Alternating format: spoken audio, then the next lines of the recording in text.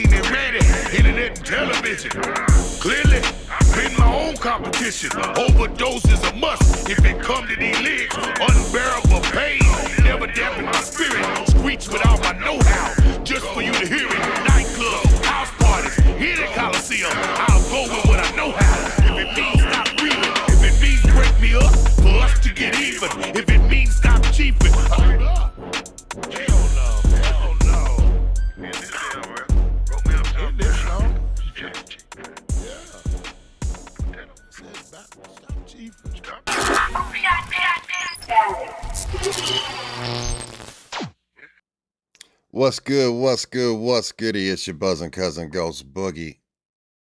And we're going to get into the reason why I say buzzing cousin Ghost Boogie, but check it out, man. Tonight on B-Boys Underground, we are joined with Big V, formerly of Nappy Roots. Now, this I never seen coming. I have to give props to what an outstanding individual Big V is, just and how real he is, because he actually messaged me and complimented me on some content that I did, and I asked him if he'd be a part of the show, and it was Say Less. And much love to him. But when you talk about Southern hip hop voices that cut through the noise, you know, Big V belongs in that conversation. His voice is unmistakable, deep, rugged, soulful, and lived in. I mean, you hear it and you know who it is before anybody says the name. That kind of voice,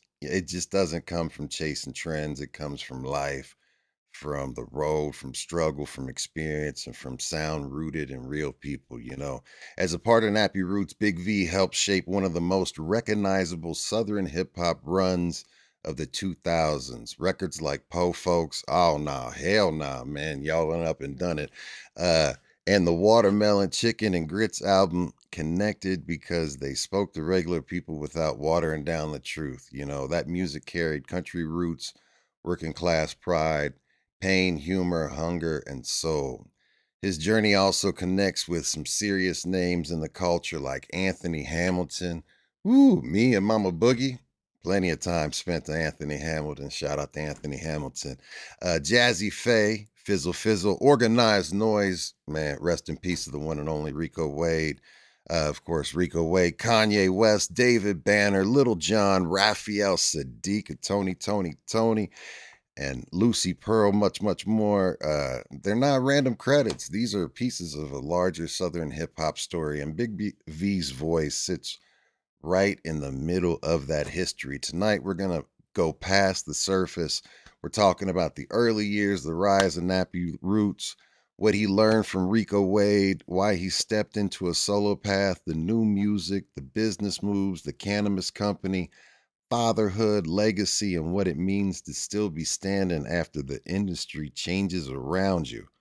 Big V's not only a voice from the classic era, he's a man still building, still creating, and still carrying a story worth hearing. Without further ado, Big V, welcome to B-Boys Underground. We are Oh, from the booth glad to to the be in truth, the live, uncut, building. and raw. We're here. Ghost, what's happening, man? How you doing? Man, so good to have you here, fam. So good to have you here, man. Glad to Thank you so be much. seen, brother. And Yeah, thank you man. for those warm, heartfelt words. And I meant man, all of it, fam. Cincinnati, man. Cincinnati, the prettiest city connected to Kentucky. When Yeah, you come around Florence and come down that man, hill. yeah, a lot of great nights in that town, that city, man. Yeah, Shout out to the Nasty Natty. and Shane B. Hannah. and and you, you were a part of my early story, man. I was working with a brother by the name of ICD at that time, and I was helping him with the street team work and also like A&R and record label. And when you guys had your first run, uh promoting your first album, Nappy Roots, it was our job taking you around the city and to the radio station. And when I say buzzing cousin, I've been saying that since I started streaming again back in early 2020 and or late 2020. And when I was trying to think of like, a tagline and everything, that always stuck with me. So yes, y'all, the buzzing cousin part His I stole buzzing from this cousin. man right here because I was like, that's the freshest shit I had ever heard. You were live on the radio. I was like, bet I can't steal it then, but I was like, it's been 30 years since that happened. So like do you even say that anymore? Or do you even remember saying that? Or was that something you just ad-libbed at that moment? Time, man, to add more and take away some. But I'm glad to be remembered, man. It's gray headed now, man. Yeah. And a lot has changed since then. A lot has changed, but a lot remain. Again, like you said, if you're not chasing a moment, your moment will kind of meet you. Yes. And I learned that from Twister and Buster Rhymes. Twister, hold up, Joe. Look here. All you got to do is pimp your poster, Joe. It's a loop. It's a roller coaster. It'll come back around. It's like, just don't change. And what got you here gonna keep you here. And so took that with me over the years. From shout out to Twister, the OG, and Buster Rhymes. Shout out to Twister and Buster Rhymes. Two amazing talents in the hip hop game and icons, you know, like Hall of Famers for real. Yellow coat guys, yellow coat. Yeah, man. And shout out to G Dash Fresh, our co-host. He couldn't be here tonight because electricity be electricity and you know, power outages. That's the number one nightmare of doing like an online show like this.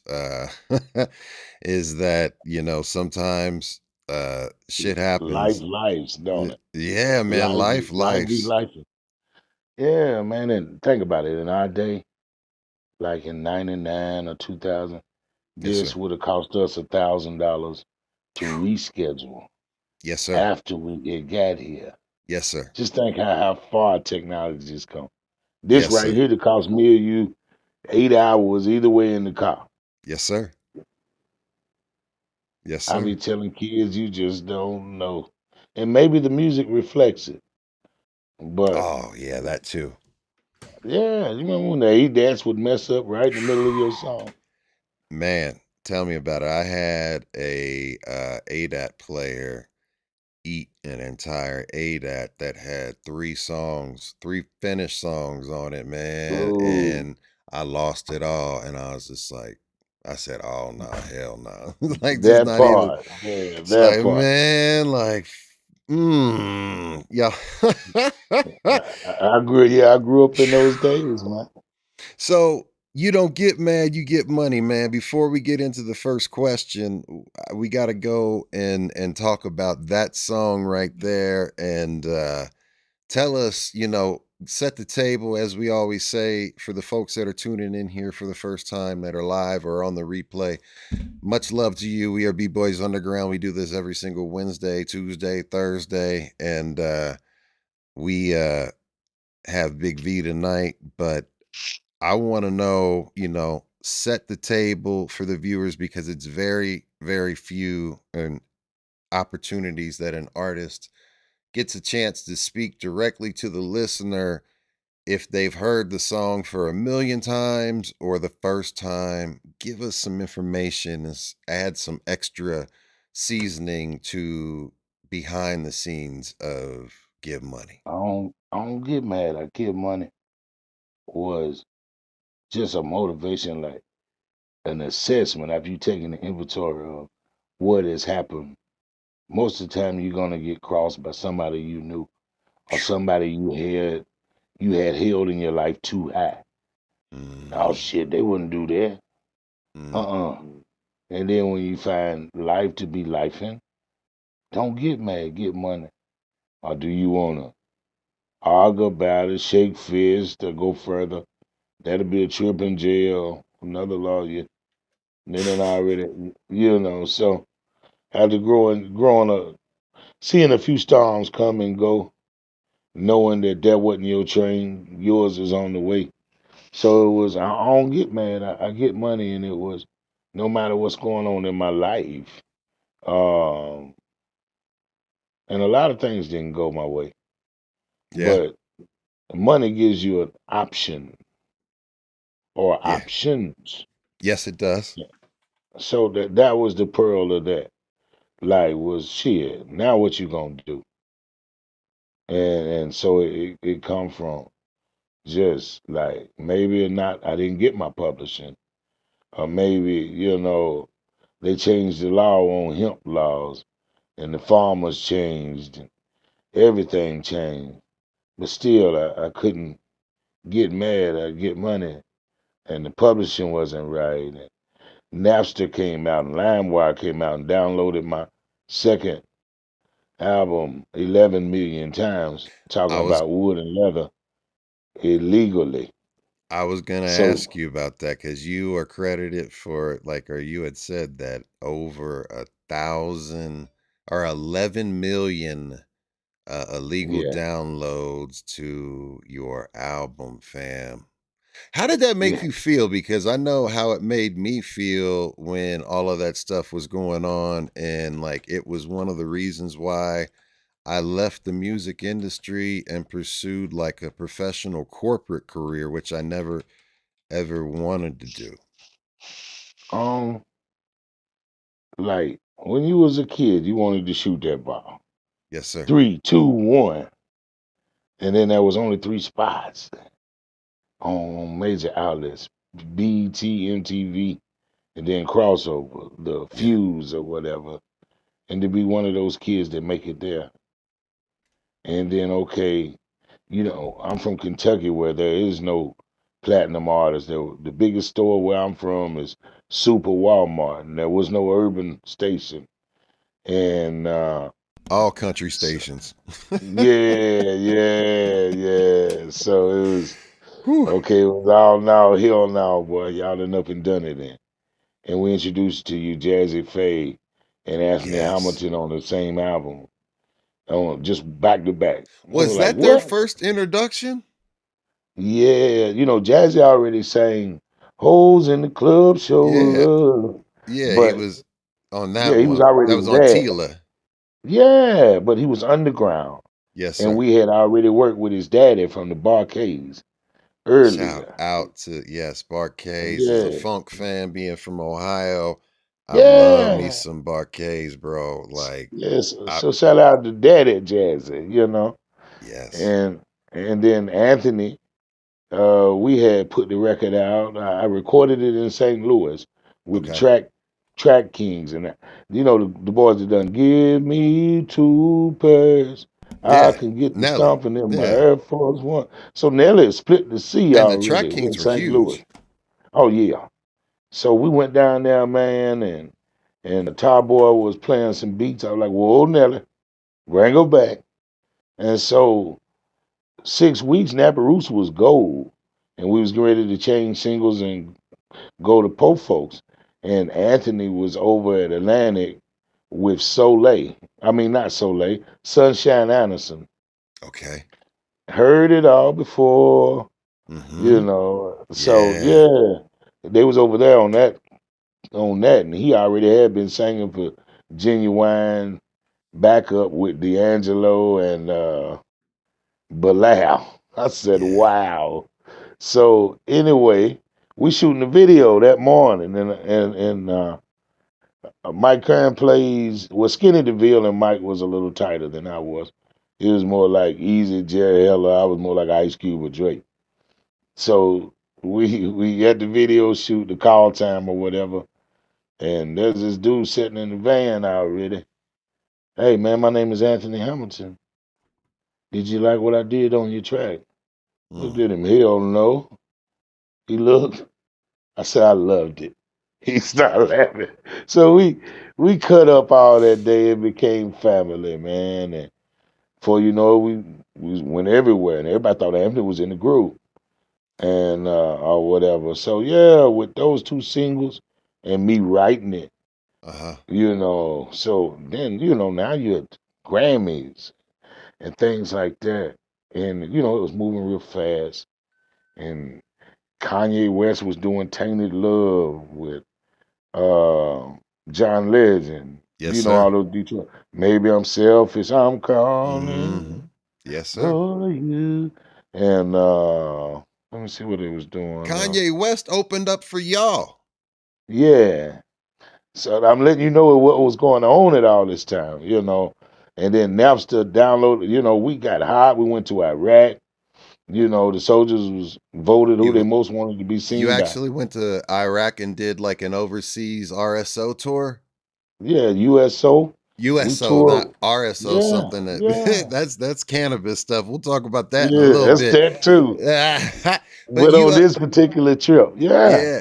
Tell me what that was like before. Like, can I pause you in that story? Because like those USO trips, I always hear people and on interviews talk about like their experience and like getting in and out of the war zone. Did you have any like crazy experiences where they had to like do evasive maneuvers to get you safely onto the tarmac or anything like Yeah, that? Or was all it pretty that, smooth? man. Human shields, and they Really? would, the first time we was there, it's in '03 now. We was the Uh-huh. first that went over. So it was And live. yeah, it was 23,000 soldiers in a bunker, 2 computers, and nobody's called home for a year or 8 months. So I got a cell phone. They got Peter softening everybody's food. Nappy Roots got the lavish rounds over there. Yeah, you didn't know it was that many women soldiers, you know. And Yes. and so to connect and to know that that many country people, folks from Carolina, Baltimore, a lot of folks, and to go over there in wartime Mhm. and be over there with the NFL and the NBA, and be over there with Kid Rock and Bubba Sparks and Deuce Staley and Robert De Niro and Wayne Newton Wow. and and to join that, De Bob Hope and them Niro. went over All there of that. in the other wars. So to come back over there, man, and really do what you do for the soldiers, and we finished who the soldiers wanted to be most entertained by. Nappy Roots finished second to Jay-Z Wow. in Okay. in 2002. That's dope. Yeah, And yeah, salute to you for that because that was a choice. That wasn't that you guys had to make a choice to do that, right? Like I mean, of yeah, course, yeah. and there were some sacrifices and stuff. And the thing is, regardless of politics and optics, the folks, my grandfather is a wartime veteran. He served during the Korean War, and I have nothing but honor and reverence to our enlisted folks because without them, we wouldn't have the things that we have, regardless of if you agree with what we're doing as a country or whatever the politics may be. The certain situations, those are the folks that are real salt of the earth and willing to make those sacrifices to Keep try us a to. little safe. Keep Yes, us right. sir. Yes, I sir. get their job. The soldiers fight the war, Yes, sir. and commerce call it. Yes, sir. Uh, but yeah, shout out to everybody on that end doing Yeah. what they do. But Amazing. yeah, man, I went over there, shot the video, introduced everybody to Jazzy and Anthony on another level, and then we put the South on another level. Like Andre just got through saying, the South got something to say, Yes, and sir. to walk down those hallways that those folks still had jobs that boo the South for. Hot dog, play with you when you pull up. How y'all, fucking with us like Yeah. that, and just watching how the lines are blurred now. Yeah. New York City plays down south hip hop They have no and country choice. rap tunes. Yeah, They have no watching choice. watching our country rap tunes is doing what we do, and Ab- to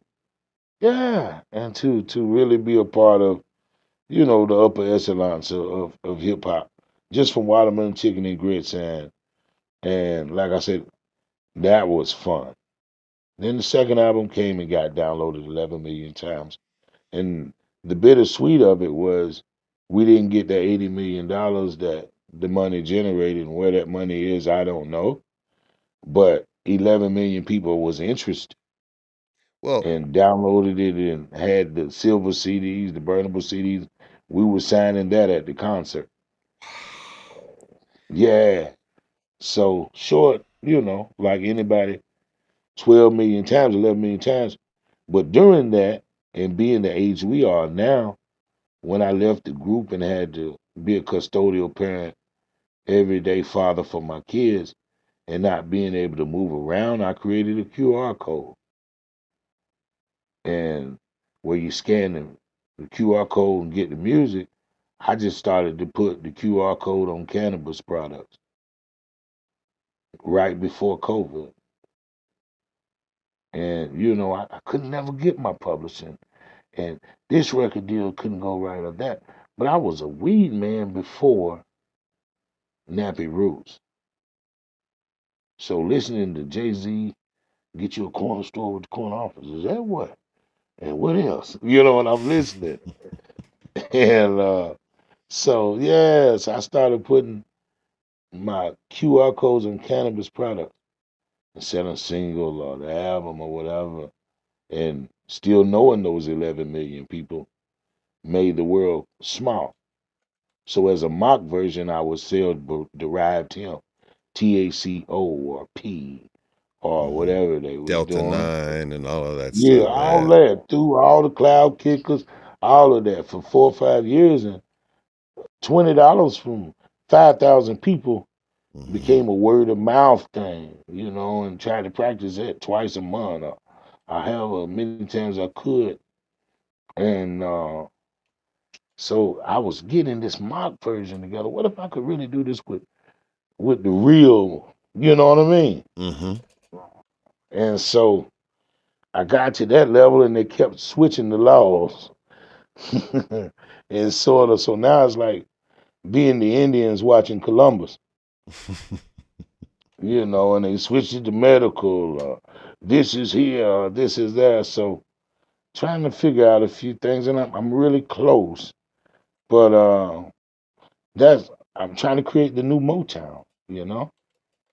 Hey man, and I think you are for sure because not think I know you are because the one thing, and we're gonna get into your catalog and really have a chance to go through all of your uh diversity in sound and diversity in the way that you do. And, you're an actor too. All of these things, right, that we're going to get into and talk about for sure. But before we get into that, like we always do about this time, man, we got to get into the first question, man. The first question, as always, everybody's got to answer this question before we start B-Boys Underground and start getting into the meat of it, man. I need for you to tell me, what is your first memory of hip hop? Of course, you got to put us in the room. What did you see? What did you hear? Who was there? And what changed in you after that experience that took you from there and that moment to right here in this moment in the present? 1985. I What, was what was it? 1985. I was. Let's see. I just left the boys' club, and we were watching a movie called Crush Groove, Okay. and Run was really sweet on Sheila E. So he let her open up for him. And first time he got it, looked like he got into it with his big brother, and his big brother probably could rough handle him. The oldest one early can whoop you pretty much. And he said, there's been a lot of MCs on this stage here tonight, but I want you to know one thing. What? This is my motherfucking house. And when I say whose house, you say Run's house. Yes. Whose house? He was looking at his brother. Now DJ Bronx, my name, Jam Master J is his. I'm D's. It's like that, and that's the way Oh man, I didn't want to be nothing else. And that was Mm. fourth grade, watching Crush Groove and watching the Fat Boys be natural dudes and trying to figure it out, and watching LL not take no for an answer. We ain't doing no more audition tonight. Box. Hmm. you Box. know, yeah. I And if love I that. rule the world and the king of the throne, Curtis was him already. So Crush Groove, man, in 1985. Crush And then I Groove. fell in. Yeah, my sisters was 5 years older than me, so they watch MTV. I want my MTV. Absolutely. That was huge. I Ooh. mean, it changed everything. I mean, it changed the music industry, period. I mean, that just like hip hop changed the culture, in hip hop, we always say that it's integrated into every aspect of society, every culture. It's in rock, it's in country, it's across the world, it's global. And you can see how it's made an impact in fashion, popular culture. I mean, shout out to Jay-Z for being. I remember when Obama during his second inauguration, I think it was, that he had Jay-Z and Beyonce on stage. I don't think it was on his first one. It might have been on his first one, but I know it I was. was a part of his first one. It was So you on were his there for second his. one. So you were there for First the one first. in DC, 17 degrees. The first time I ever been around 1 million people in DC. Were you up on the platform with him too? No, his whole campaign was Good Day. You remember when he was Senator Oh, that's Obama in Kentucky? right. Yeah, Yo. yeah. So it was right Hold there on. with all that. Hold on, man. I got something proper for that. Like, and shout out to Obama for, putting hip hop on the like governmental scene, like. Yeah. But I got chills when I saw them actually on camera in the same frame with the Obama being inaugurated. Like that was such a like a eye opener moment. Like, damn, hip hop. I never forget that day. Yeah, look at Yeah, how hip hop came. And then he had Beyonce and Mary J up singing there. it. Yes. No, but dig this though. When they got ready to bring out the OG, when Hmm. all the bullshitting was over, they brought that old sewing machine out. Aretha Franklin. To, Amen to to, her. to, yeah, man. I wasn't a dry eye out there that day. And Yeah. yeah, it was 17 degrees. And we didn't move for 3 hours. Did you have hand Yes. warmers? I had everything. I was around a bunch of black people. I was warm as hell anyway. I got you. And yeah, man, that was one of the historical moments in my life in my young rap career. Yeah, I'll Being never a part forget of any his of those campaign. moments.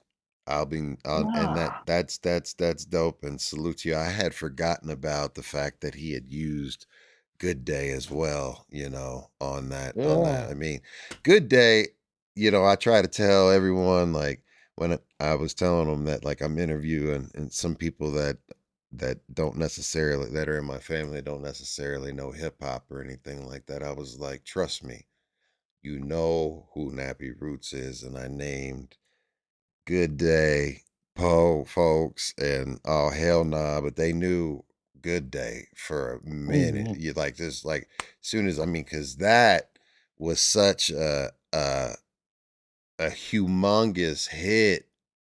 When that hit, how the hell did that feel, man? Because I mean, y'all were already up, and then when that, you like, the pop scene took a hold of you and just probably just put, like, nitrous oxide in the V8 and just had y'all Check this out. mashing. We was living in Atlanta, Okay. 2008. Hmm. Soldier Boy Tell 'em Yeah, just dropped. you. Yeah, we were What'd you think friends with about that D. song when you first heard Soldier Boy with Superman? What'd you think? What was your first initial reaction? This is as big as crisscross. I got you. Daddy Mac will make you jump, jump. I thought it was gonna be that big. And it turned out to be that big, you know. He And was Greg Street brilliant. B103, yeah, he was playing that record in Good Day. Damn. And we was doing parties at the mansion. And he had a big old mansion, Interscope. And we had distribution through Universal Fontana. And we had just finished the Humdinger, and we hadn't had a date to put it out. And Greg Street, we put our single on his album, and Interscope hadn't had a date for him to Hmm. put out. So we was at Rap City so fast with it, and they was like, "Just be quiet. We're gonna give y'all a release date, and y'all be on Interscope." Well, Ron Clutch had to. I don't know. I don't know if he was listening. I don't know. You had to ask him, but he somehow said a date, and Nappy Roots, just like that, wasn't on Interscope again. But man, Michael Jackson had just died. We were living in Atlanta, and living there, his death was bigger than the 4th of July that year.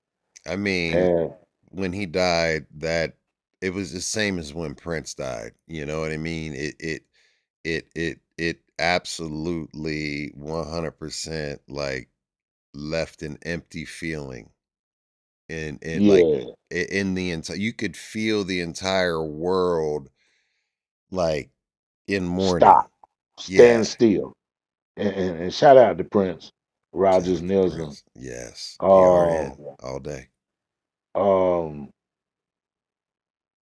I ate brunch with him at a Grammys brunch with Ashford and Simpson, Uh, Kanye West to my left, and wow. it's at the Grammys, So you had Ashford and Simpson, in front of me. Prince, and Prince, Kanye West Kanye, all sitting at the table eating yeah, breakfast.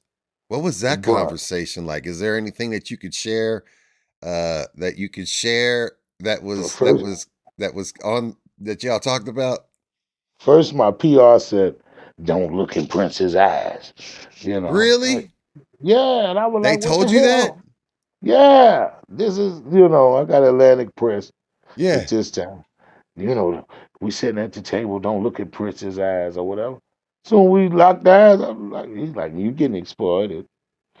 Obviously, you're pretty special. You're sitting at this table. And and then Kanye was more assertive than me at that time. I think he brought more to the table at that time because he was producing for Jay. They wouldn't let him rap over there, but coming over to Atlantic, they would let him rap. They was grooming him for the throne. Hmm. And And he did so production work on your album too. yeah, so we was working on my album, Wood and Leather. Yes. And and we did a song, he did a song called These Walls. Oh, and we did 4 or 5 records, and we own the Genius. Shout out to Ye.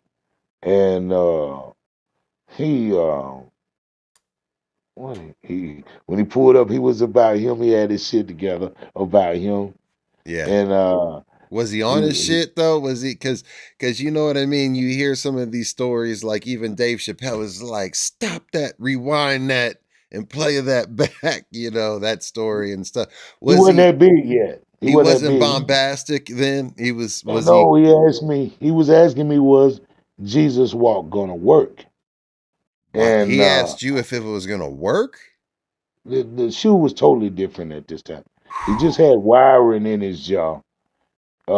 Was it still He in was or had he gotten out? Yeah, no, he had still got him out. He had hold on. Actually, when I met him, he had him in. But So when he we was worked, through the he didn't say wire much. area. Yeah, Yeah. right there when I met him, he was doing Shaka Khan samples. Yeah. And H to the is O, V to the is A. He was Wow. doing that. And we was on the Sprite Liquid Mix tour Yes, you were. with Jay-Z and Wim Farrell. And yeah, they wouldn't. Well, it wasn't going down over there like that. Not with a microphone and Kanye. So Mike Karen, about that time, this before Jamie Foxx made Ray, Okay. and yeah, right that time, and we made a song called "These Walls Are Closing In" on Wood and Leather. Mm, ooh, ooh, ooh, and then Jesus Walk come out, and so their melodies are alike, and so it was okay. So back to the Prince thing, it was like he's gonna be big, and if you really who they say you are, change your name and you'll live. So when I met Prince, I didn't want to be a star anymore because I wanted to see my kids grow and do things. And back then, I had a partner that made Lollipop for Lil Wayne, and Wow. Who what he what's didn't. what producer was that? His name is Static Majors, and That's right. Okay, yes. and that was Wayne's first #1 record, That was and huge too. everybody else was catching. And Static died over the same pneumonia that Heavy D and Andre died over. Wow, rest in peace. So I didn't want to, you know what I mean? I was that good and didn't want to be that good anymore. Because if you owned your publishing, you was a dead man. Mm. And so the second album, staying in LA a lot, meeting Richard Pennington, working with Raphael Sadiq and guys like that, you hear, you listen, and and I'm quiet, I'm sucking it all in. And then as soon as my man made Lollipop, he didn't last a week. Heavy D didn't last. Andre, you see what I'm saying? It was So publishing moves. you and there's conspiracies, and I say that because just how it's framed normally when you say it, but there's thoughts, there's things where uh they have taken out major artists that have had control, like Prince got control. Michael, owned Sony. He was able to buy Sony. He was going to buy Sony. He had his own Yeah, imprint, but he had all of that music money and everything like that. And right. when he stood out and actually started speaking, in my mind, like militantly, and actually really calling people out, and calling them to the table, and say this is what's really going on. And Prince was the same way. There's always those things that they were taken out. So you believe that that was the same situation in that situation, even with Heavy too? I mean, shit, think about it. He owned his own publishing. Yeah. He, if you get a publishing check, that's like real estate. Yes, sir. And then everybody with sex, money, and drugs, so they can blame it on pneumonia. And so for me, I just didn't. I loved my kids, man, and I come from a Bible Belt. So I really, when I got in the room with the best MCs and the best artists in the world, I realized I was one of them. And then realizing I couldn't leave and take any of that with me. If they got the best at that, what could I do? Mm. So, I left music to raise my kids.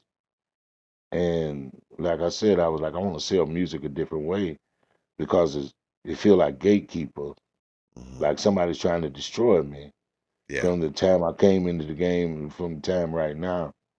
And you don't realize you around all of that until you heavy at it. And music is territorial. And some people are thinking eat and change lives when I was just a kid that wanted to make it at that time. Wow. Now I know, yeah, now I know what to expect. Like, go ahead. I was gonna say, you know, I was gonna get down to that further down the line, but I do want to highlight the fact that, you know, 12 you took 12 years off, to when your children, from the research that I did, that basically their mother just dropped them off at your doorstep, and dropped four of them off, and was like, you take care of them, and it's on you. And you Mhm. put everything aside to raise four children. And I'm a father myself. I'm a father of twins. They'll be 14 this year, coming up this month. And I will tell you that, being a father is the one of the biggest rewards that I've ever experienced, but it's also one of the most difficult things that I've ever Mm. experienced. And I can't imagine what it was like for you to all of a sudden have four kids, full-time custody, and they're looking at you like, "Dad, what's up?" Uh, you know, what was going through your mind, and how did you even, like, tell me that? Because you walked away. You walked away and said, "I'm putting everything on pause to get it? Like what was the age range? How old were they when you had gotten them and went from I there? had I had two. My youngest two was second grade and fifth, and the baby was a girl. Now one of them finna be an unrestricted free agent in the NFL. The other Yes. one made first team All American this year. Uh, Congratulations. I got a view graduated drive truck, regular people, good people, not dead or in jail. Yes, sir. And what I was feeling it without a me, like I didn't have a dad, and I know the harsh realities of life without a me. And I had been on the road a lot in that life. So I was like, what an opportunity. So it wasn't a bad burden thing. And I had just finished the album in Florida, finna drop Thomas Petty.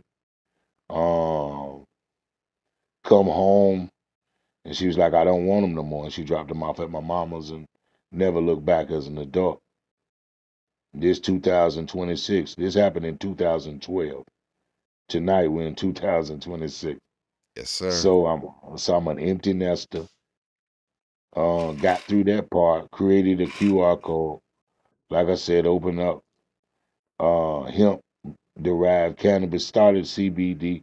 You know how you don't start how you finish. And I hooked up with farmers and got more into it. Hmm. And then realizing they take care of farmers for losing. They do better when the crop don't come. So they kept changing the rules and laws, but I figured out how to make a system of new Motown. Now it's just about getting with the right people, Yeah. but to be a great father, man, and a man with no future will die silently. Mm. So was afraid to be a beautiful waste of time. And who to teach them better to succeed than me?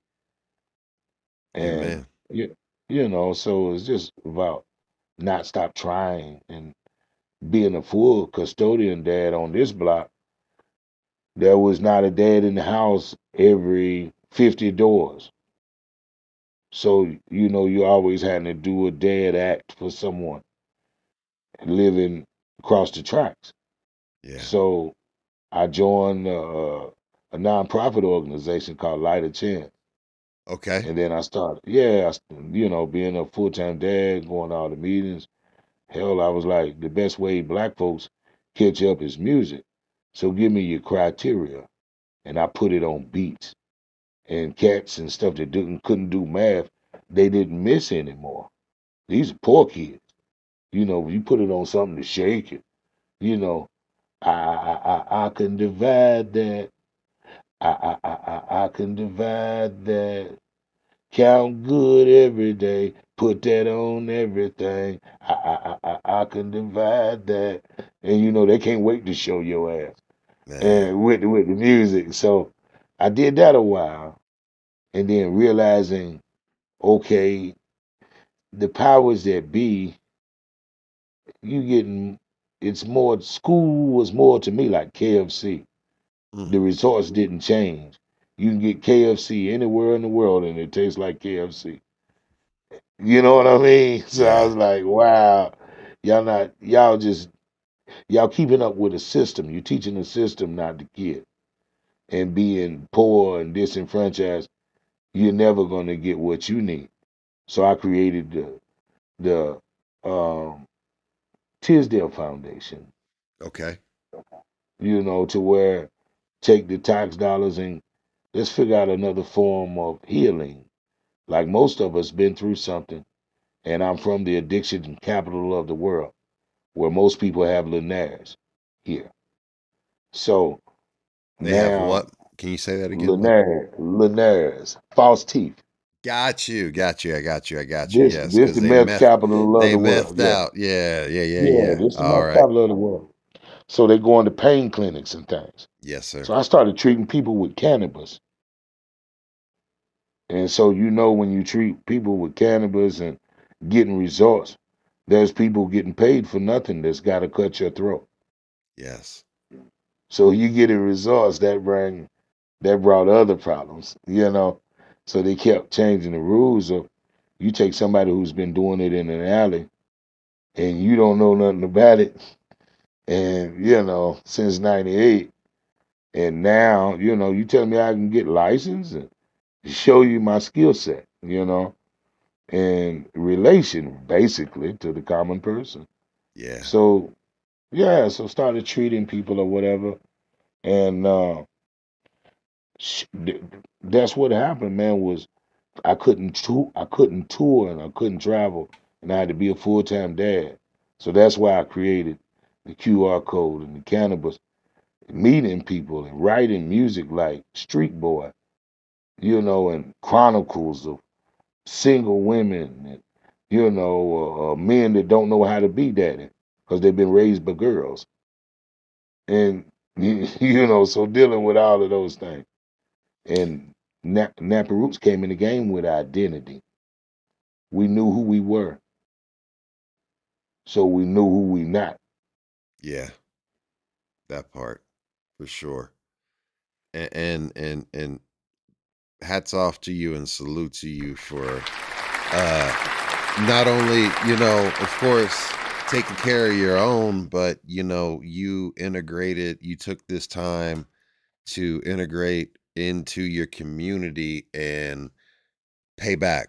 And that is Hmm. one of the most rewarding things that you can do. I've done mentorship with youth and coached and stuff when I was healthier, and whenever I have an opportunity to, work with kids and see that, you know, them light up, or also, you know, them struggling with something, and you help guide them to the path, and you see it click, and then they start to believe in themselves, and it's like, Yeah, that's the reward, right?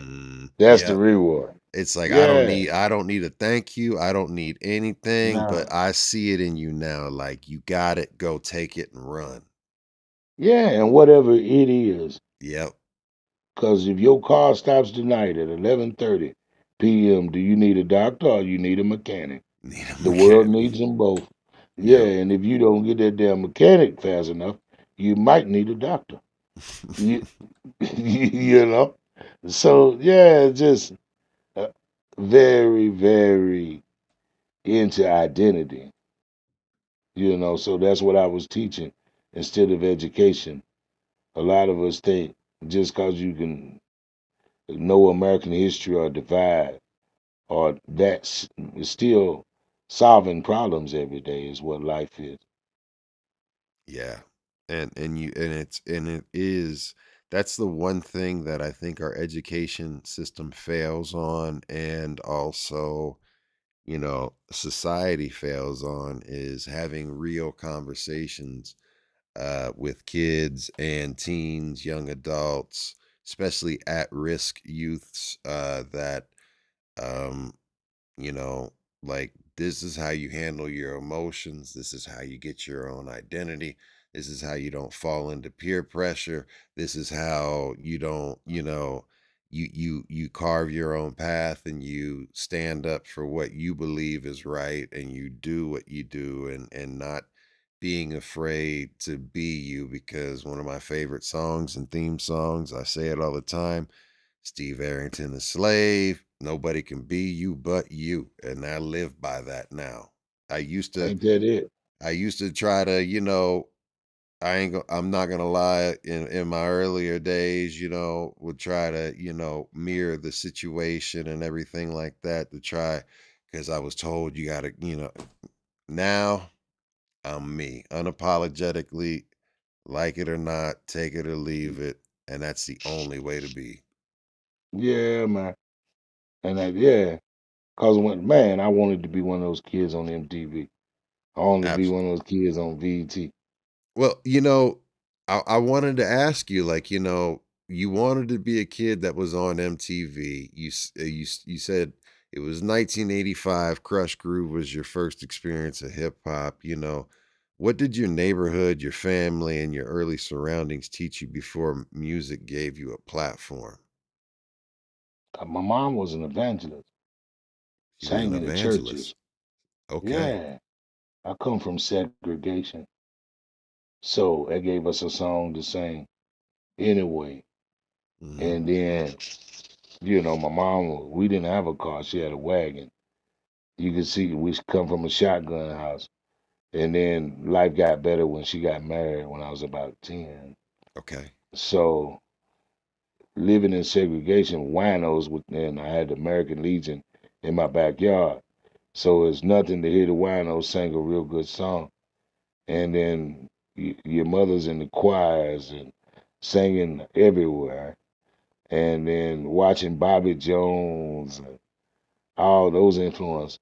And then, so it was just like, oh, that's what he's going to do. So it was just natural for me. Did you sing in church at all? Yeah, I sang in the community choir. Is that where I've you been got singing. your voice? Yeah, since I've been able to walk, been in the church, singing chords, playing chords, and then growed up listening to my stepfather listening to country music though. He Okay. listened to Don Williams and acts like Neil Diamond and Sam Cooke. Mm. Uh, So it was a lot of soul, a lot of Sweet Caroline, Billy Joel, anything like that, Queen, soft rock and rock and roll. And, we come from going over somebody's house playing cards at night. They Yes, might be playing sir. Motown, All night long. Yeah, and all those things, man. You go home 2 or 3 in the morning, don't realize how you got home. I like to refer that to as God letting his kids play. And you know how you played as a kid and you didn't know how you got home, and the next morning you woke up in your bed. Yes. That I think God lets us do that when before the funeral. He lets you Yeah. play as long as you can, and then when it's over, he come and get you, and you don't even know how you got home. You just wake up in your bed. Mm. As a kid, you Yeah. remember that? No, I do. I do. I do. Those were like some of the best times because the adults were off doing their thing and you Yeah. better not like be around them, go find something to do. And if you are in the room, then you better be quiet. See, the phrase was seen and not heard. Same deal. Same deal. We're Country going, raised. yeah, me too. Like we'll beat the brakes off you. Right out of the Ye- pen. I'm glad they didn't spare the rod, man. Yes, yes, sir. Yeah, I'm glad they Uh, didn't. I have a question for you. Like, when did you realize at what age, since you were singing such at an early age and your mom was an evangelist and you had folks that, especially, music was all around you and you had all these different flavors of music. When did you first realize at what age that your voice had real power? Um, I started out beatboxing in the boys' club. If you can control the tempo Mm, and how it went. Watching Buffy and Dougie Fresh. You know, gave me the mic and I said shalom. mm. And so I started beatboxing. And I guess about seventh grade, man, I was in a talent show. And I won third place without an instrument. Wow, And I was beatboxing at it, and you had everybody doing the twang and the electric slide, beatboxing. that's dope. And then, yeah, I went to television and marketing in high school and geographic. So knew was gonna read the maps, and I knew I wanted to be on Yo MTV and Fab Five Freddy and Big Les and Rap City, and was able to do those things. And I took drama and theater in high school. And I was always different than my friends. I always knew my gift, and what God had for me was for me. So about 14, I realized I was a little different. Hmm. That's dope.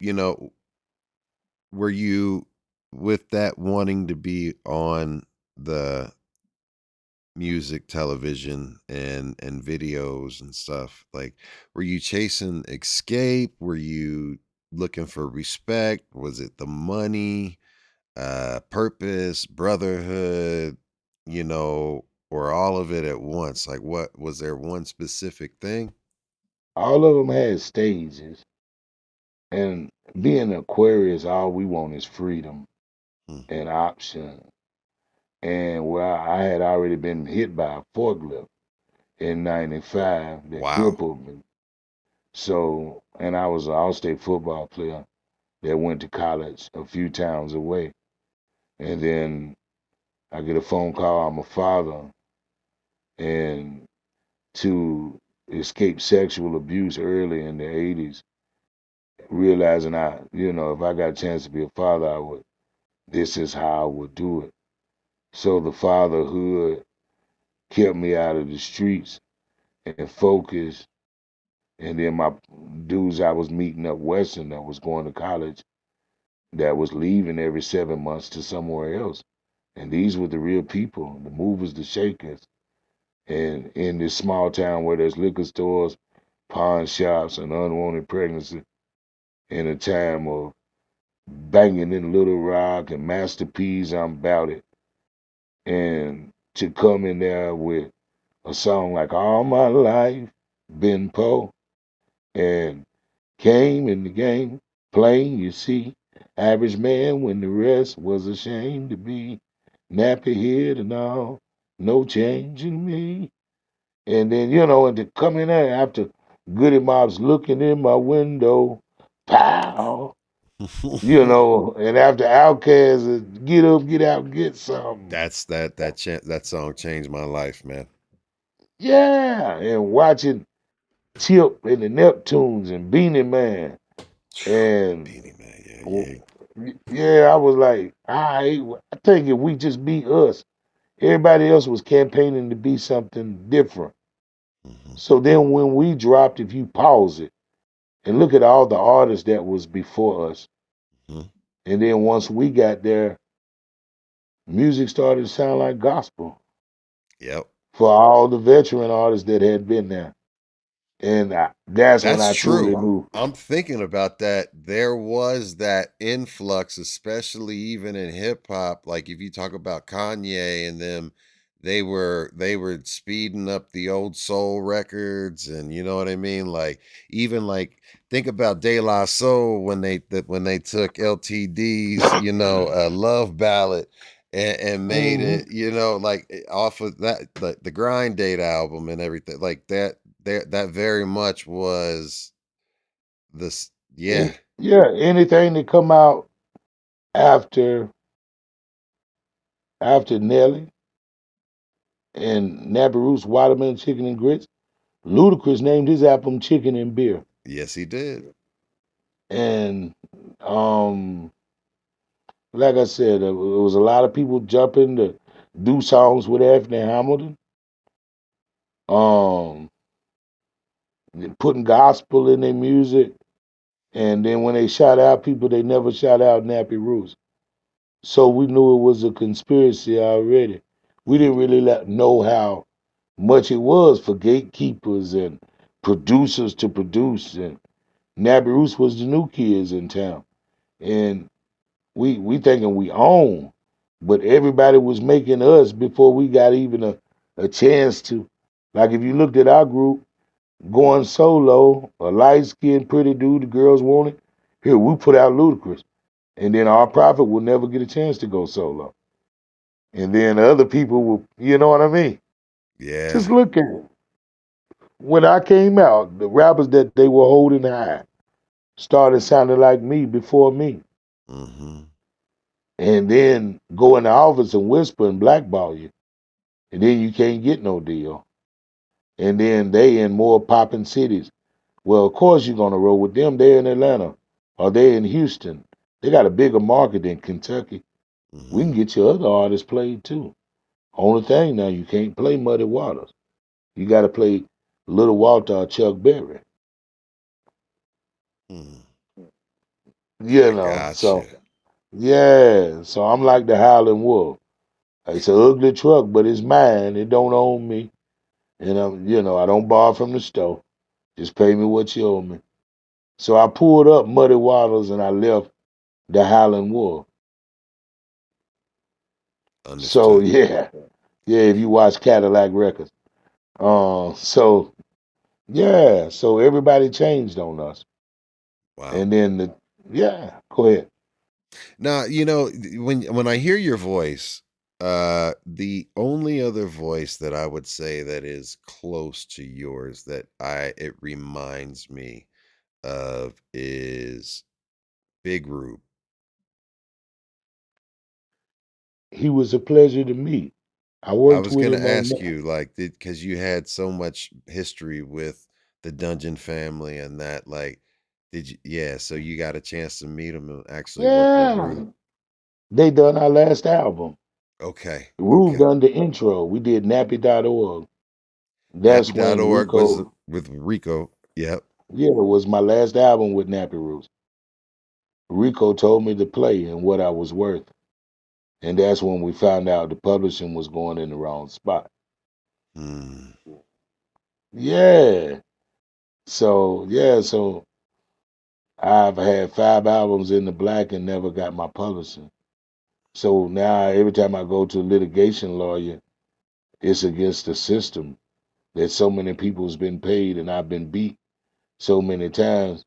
Now what's done in the wash is starting to come out in the rents. Now where was the money going all this time?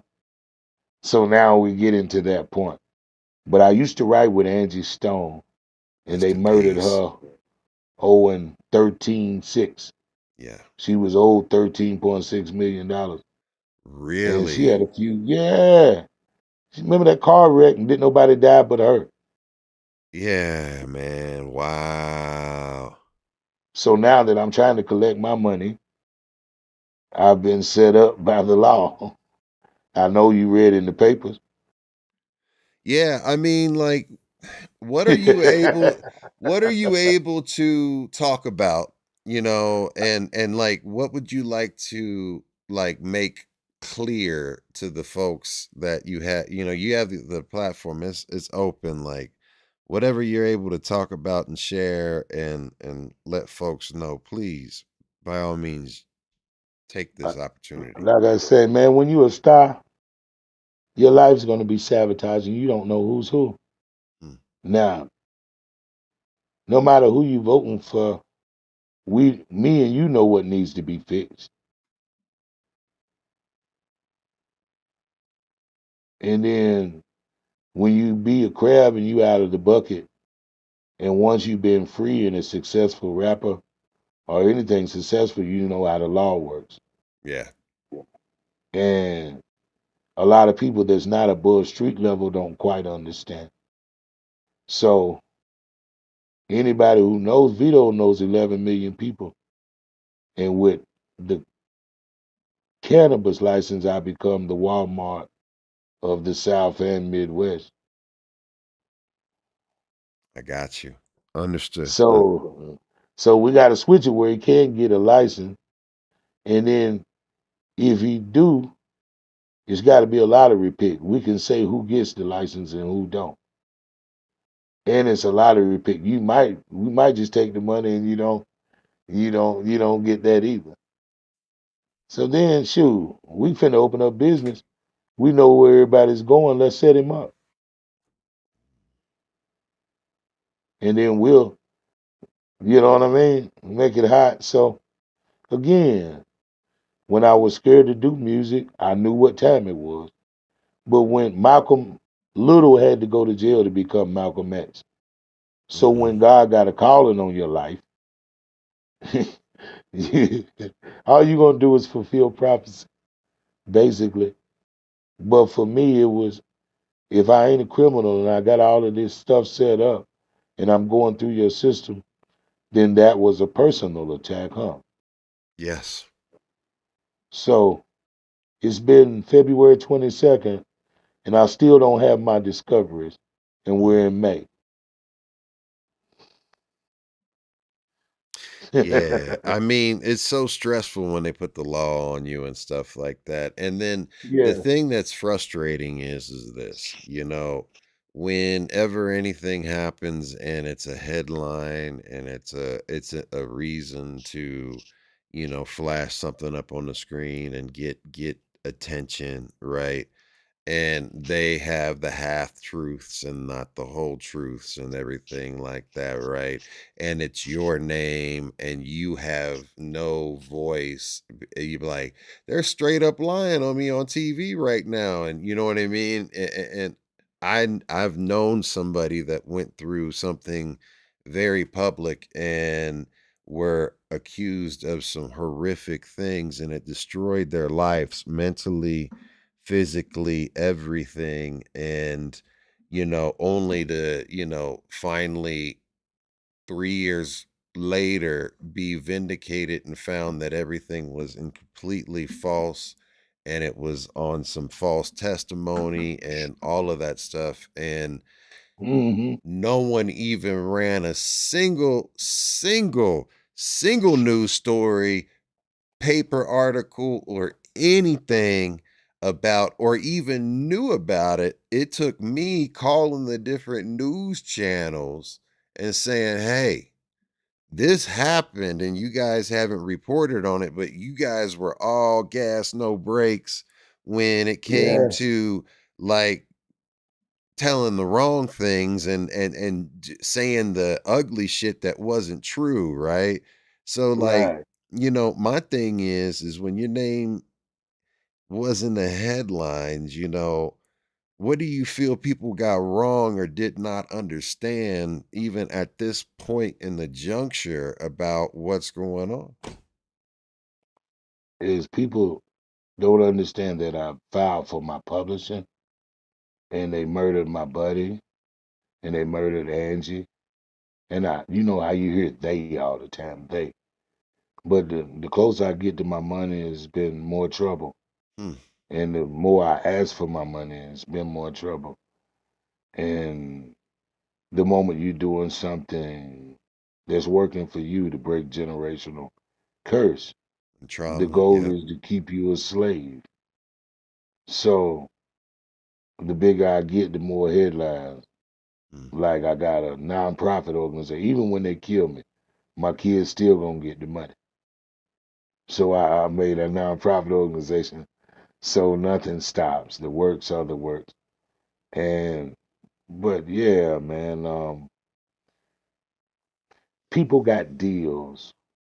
When I say people, I mean politicians Hmm. got deals. Why would somebody from out of state come to Kentucky and want a cannabis company? Because they got friends here that they Hmm. got to cover up their name. So me knowing too much probably is the key to my demise. You remember I went to Iraq in '03 Yes, and sir. I talked to the Arabs Yes, sir. and we watched the tapes of the buildings that really didn't get. I don't think our airplane could do that to that building. That was dynamite. And what was in '03 our problem was opiates. Hmm. Well, we was in Iraq. That's the opium capital of the world. Right there by Afghanistan. Well, Afghanistan. what the hell do you Yeah. think they were getting over there? Yeah. Poppy Uh, fields. opium, yeah, Yeah. opium. Selling it back in the States by the pills. See? Hmm. And then once they set up all that army shit over there, did they unhook it and take it back, or is it over there? It's over there and it's All coming right. over here. Yeah, so we did that 20 years ago over there, traveling with the USO. And then after getting over there, once you want to know about some things, you may not want to know about.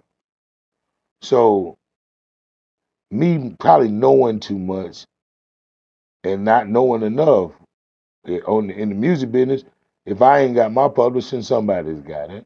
Hmm. And the Prince said, "Hey, you change your name and you'll live."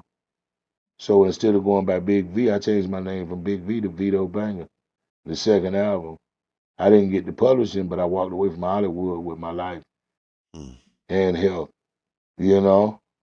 And then, as soon as I figured out how to mentor the kids, well, they changed the program on that. Well, as soon as I figured out the cannabis and hemp derived products, well, they changed the game on that. And I've been home 15 years without my publishing, and I keep signing up for it. And 12 lawyers has disappeared upon being hired. When you say disappeared, like gone missing? Yeah, took my information and never came back. Mm. So now, getting a litigation Who has your lawyer that publishing? Skinny DeVille from Nappy Roots. Gotcha. So that's So why I know more Nappy Roots. understood. So that is one of the reasons why you no longer have uh any association, or there's no more Nappy Roots. Hadn't been in the room with each other in 15 years. Understood. So I had to see where the money was going. Gotcha. So that's where the money was going. Was it And then something that was go set ahead. up early on? Like Yeah, somehow they from the had to, beginning? yeah, they had to steal. We was in a production company. Yeah. They was the college boys. I was old Eddie Kane, the one that make it go. And called the first dude that we was in business with stealing was Skinny turn around and do the same damn thing. So, when you live in a lifestyle on somebody else's money, it makes it hard to unloose. It Yeah, it makes it does. hard to, so when everybody like, when I'm gonna see another Nappy Roots, you won't until he give me mine. And then if you see Nappy Roots, you'll know he gave me mine. Yeah. If not, then whenever you perform, rightfully you won't hear the good part of the song. No, because And no disrespect. Yeah, no you were the disrespect. foundation, bro. Yeah. And it's hard to believe somebody would announce that about you and mess up your money. He get Yeah. on Rap City or with Sway. V was the tree trunk. Oh yeah? Yep. Why is publishing company ain't got his work over in it? And you are charge of that. So, as men, as black men, as we talk, that's a confrontational conversation. And it probably go overboard. So I just left. I moved to Florida. And a man said, "Man, you remind me of Flow Rider. I got $250,000 for your project." This was in 2012. Finished the album in 2 weeks. This was Blackout Entertainment. Mm-hmm. And then I went home to see my son play ball. And that's when his mama dropped the kids on me. I don't want them no more. So I stayed, I knew a few dudes in power. I went back to the same handheld that made me a star. So I moved 100 yards away from the store and, went into housing, filled out paperwork for the PPN loan, met a farmer, and it's been 5 years, just, and got compelling data on what I do. Not no dope deal kind of thing like they try to make it seem. I got bank notes and years of data of doing the right thing. You know, I wanted to ask you, what did the major label system understand about Nappy Roots, and what did it never understand when you guys were first trying to establish yourself? Because we hear about artists sign to a major, and then all of the people start trying to manipulate and shape and saying, I need this to sound like this, or you need to do this. I mean, did you guys have any of that push and pull? Did you have to uh compromise at all, or were you guys resolute and this is the way we're doing it? Me, it just fit me. I'm Gotcha. a natural country boy. I Okay. come from 4 high schools, few liquor stores, pawn shop, 4 exits, and a college there. So I'm all I familiar could, with the area, bro, so I know exactly yeah, what yeah. So all I could talk about is what a country boy could ask for. Understood. and they were in my town. So the Nappy Roots took on my identity, and but they were from the city. It's like being from Brooklyn and telling everybody you from Syracuse. You know what I mean? If on a Absolutely. city scale. So yeah, I'm sure cats in the group compromised, and they didn't like being good old country boys. They wanted to go to Atlanta and Bankhead bounce with them instead of the identity that we had. So that to me, that was some of the problems in Nappy Roots when we was just in the country and life was that. But I was the only true country boy. Everybody else was from a city and a happening. And so usually nobody likes to say the same conversation to five people. Yeah. So talking to Skinny, you feed him and starve everybody else. And that's the way that went. Understood. So, you mentioned going to the South, and I definitely want to talk about like the organized noise era and you getting a chance to meet Rico and work with him. And, you had mentioned that you were like one of his last students and he taught you production and or helped you Yeah, with your production and really trained you and helped because his sound, I mean, everybody talks about it, and I am 100% a Dungeon Family fanatic and fan, and I yeah, love everything because they have fed my soul and was there for me, just like you guys, and your music was there for me. But when you got there, like, what did Rico teach you about music that went beyond music what and I knew. records? Well, no, just What beyond music, records, and everything. Like, what? Because he seemed like he was so ahead of his time, Supreme and Being, man.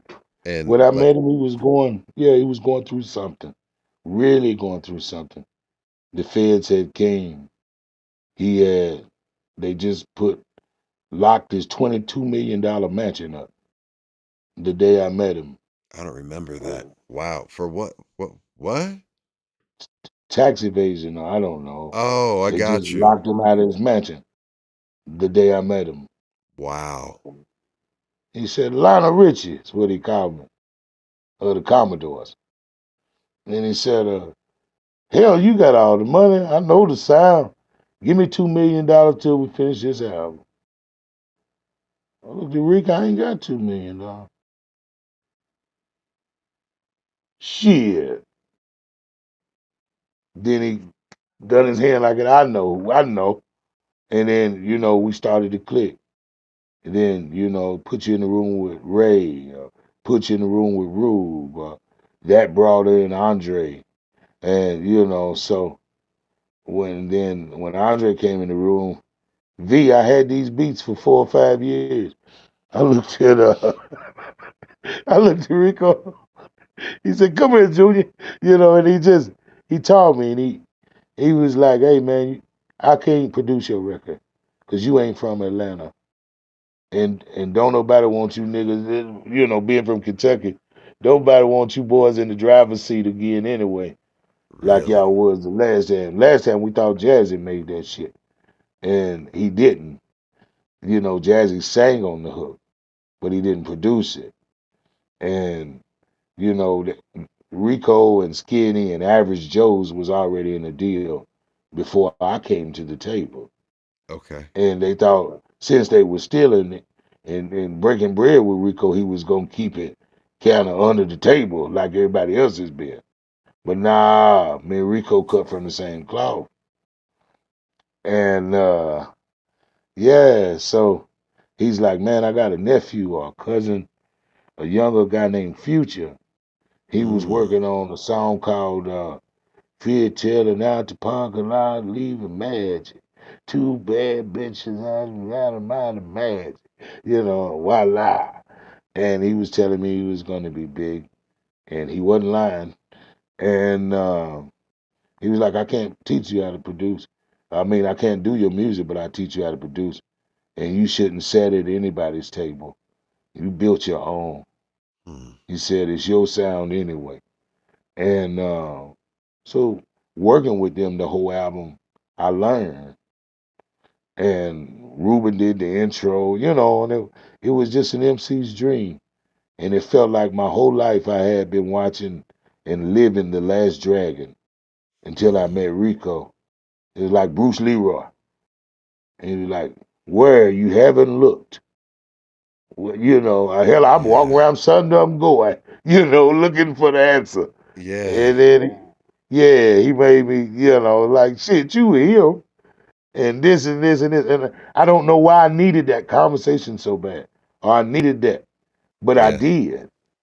And so Did I that started help you producing. give you some more self-confidence?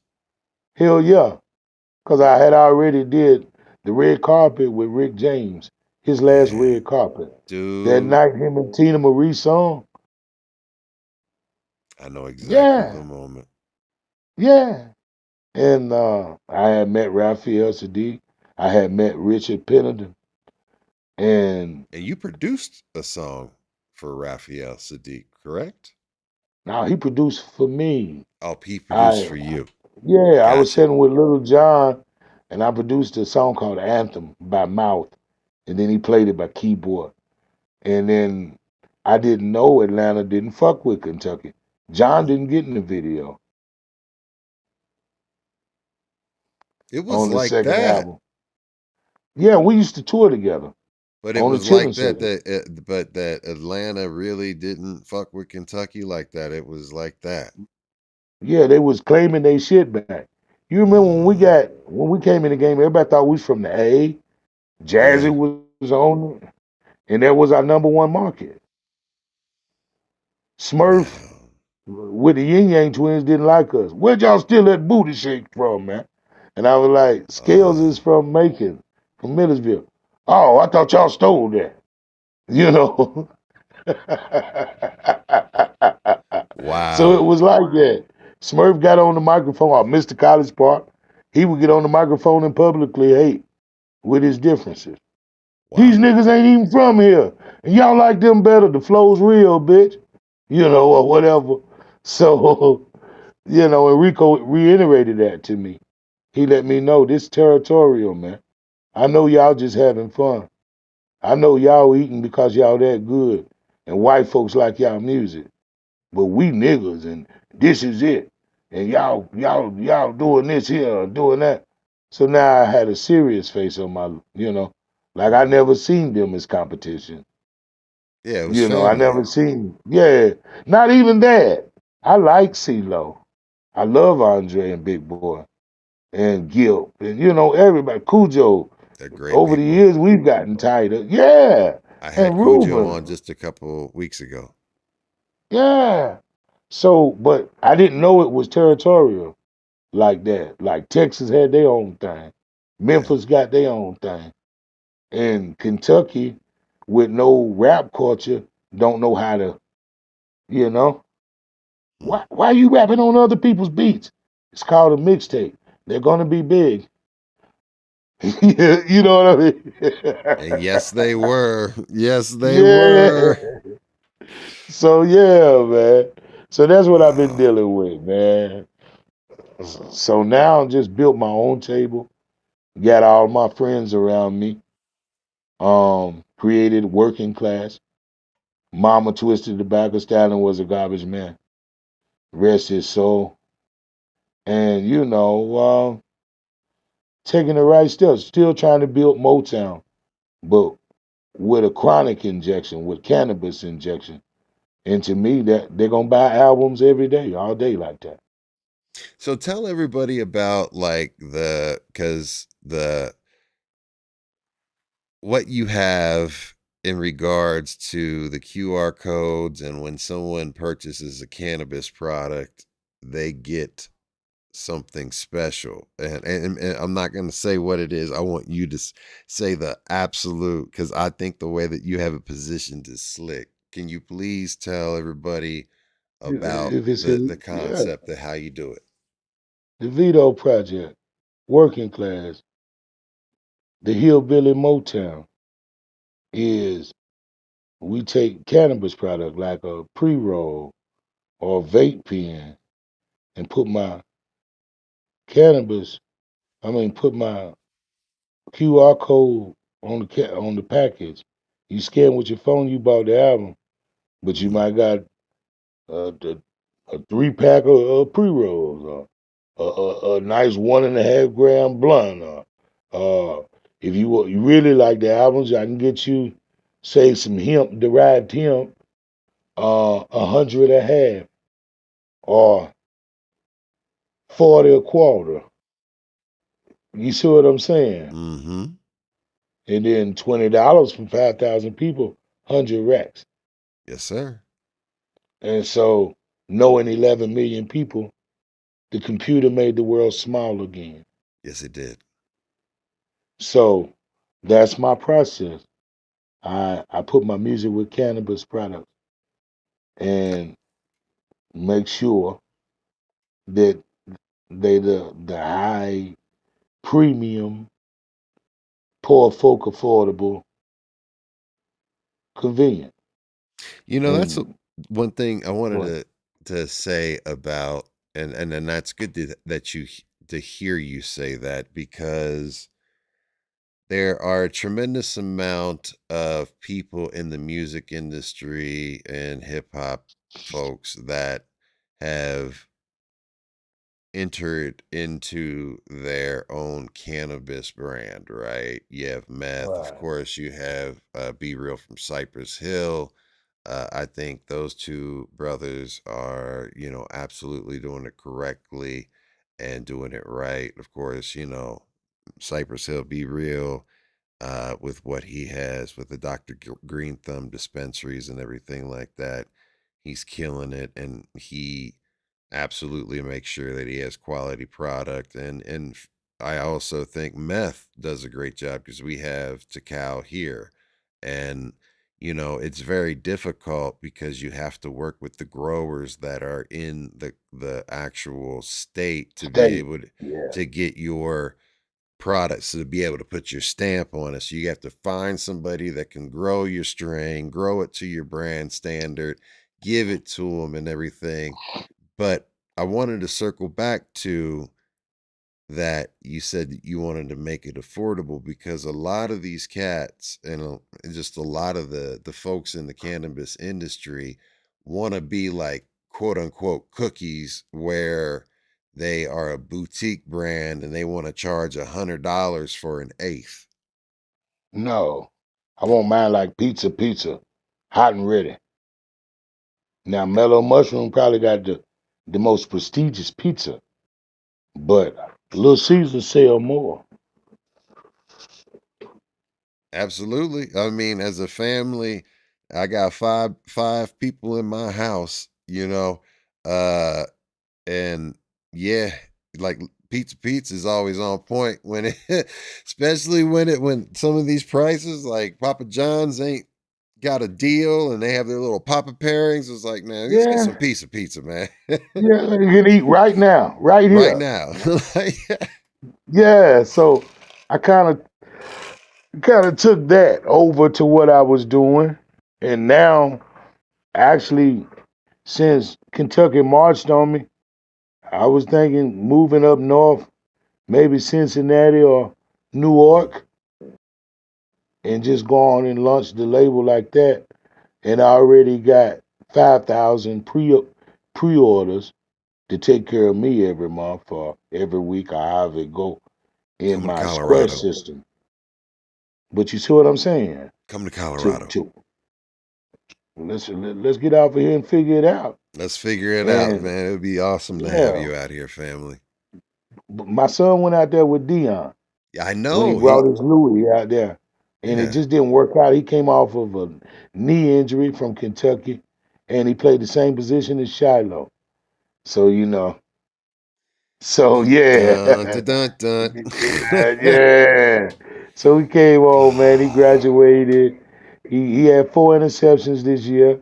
Yeah. We had a great season. Right now, he's unrestricted because And how was these draft kids. day? because when we were setting this up, it was like trying to get a date together, and I misread something like in the text back and forth, and it was like I didn't realize that either way, I I knew that you were spending draft day with your son. Like, was that a roller Yeah. coaster of emotions, or I mean, how is that? Is he comfortable like it with how it went Actually, on, or the fourth or fifth round, it was somewhere he didn't want to go, and I don't want to put them out there or him out there. yes, sir? He didn't want to go there. So the only way he could really make do of that is to go as an unrestricted free agent, and then you can go to the team you want.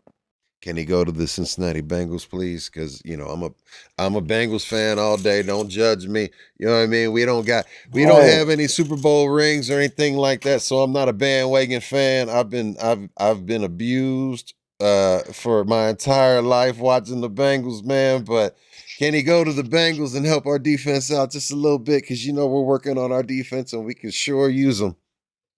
I was hoping either there or Miami. We Okay. and I'm a Steeler fan by trade. But All right. Everybody, this has been B Boys Underground. We out. I'm so just playing. get that motherfucker out of here. I was talking to Yeah, my son last night like a Christian. yeah, man. Nah, Hey man, and you know we respect to ain't you, done nothing but family. lose. We ain't done nothing but lose in a while. So yeah, you You know I'm still all the got you way still real. got those rings though, fam. I ain't even Yes, mad sir. at you. Yes, sir. But yeah, man, moving right along. Yes, sir. Like to get this cannabis thing. Yes, Like sir. my goal was more. I wanted to be more like Barry Gordy, or one of the guys that got major influence. I like A&R projects. Okay. I like to produce them. I like to show the artist how to think, not what to think. Mm. Like, where you from? How'd you get here? And then if you switch too much, the fans that know you and love you won't know you. Mm. And really sit with them and develop them. Like, what's a good day like? Who are you gonna talk to? Is this a lick? Is this just for right now, or are you a real artist? Or are you just a rapper? Mm. So most time I have a lot of sit down with young men and tell them in my day they didn't let but 3 acts in a year. Wow. You remember? I They do. didn't let but 3 new artists in a year. I do. And no matter what's going on, it's still that way. They just ain't saying it. Ain't but 3 of you motherfuckers getting on a year. And one Yeah. of you, they're gonna buy insurance on you. And hopefully you get killed and they get paid twice. Mm. And they look at me, damn. I said, well shit. What you rap? Drill? What you doing? Yeah, man, damn mill, bitch. I said, well shit, that's gonna bring other killers.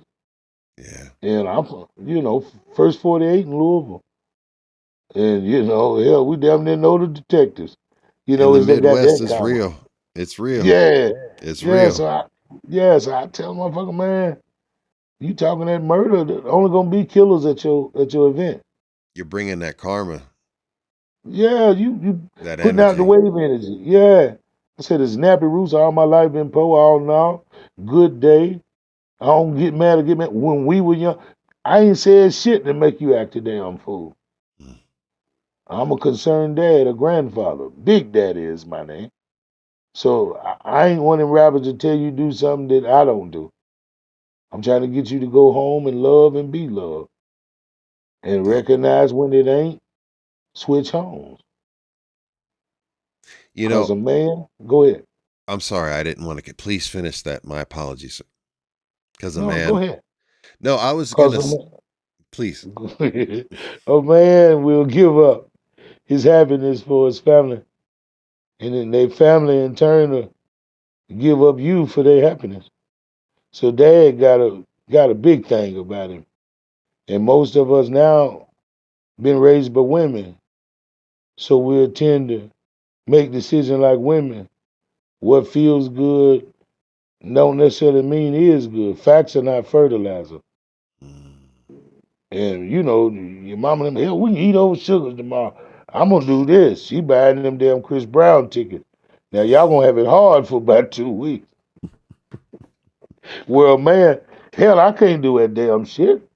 Frowsy need cliques. And this and needs this. You know what I'm saying? Yep, I So feel you. yeah, yeah. So my music represents that. It's that You real know. shit.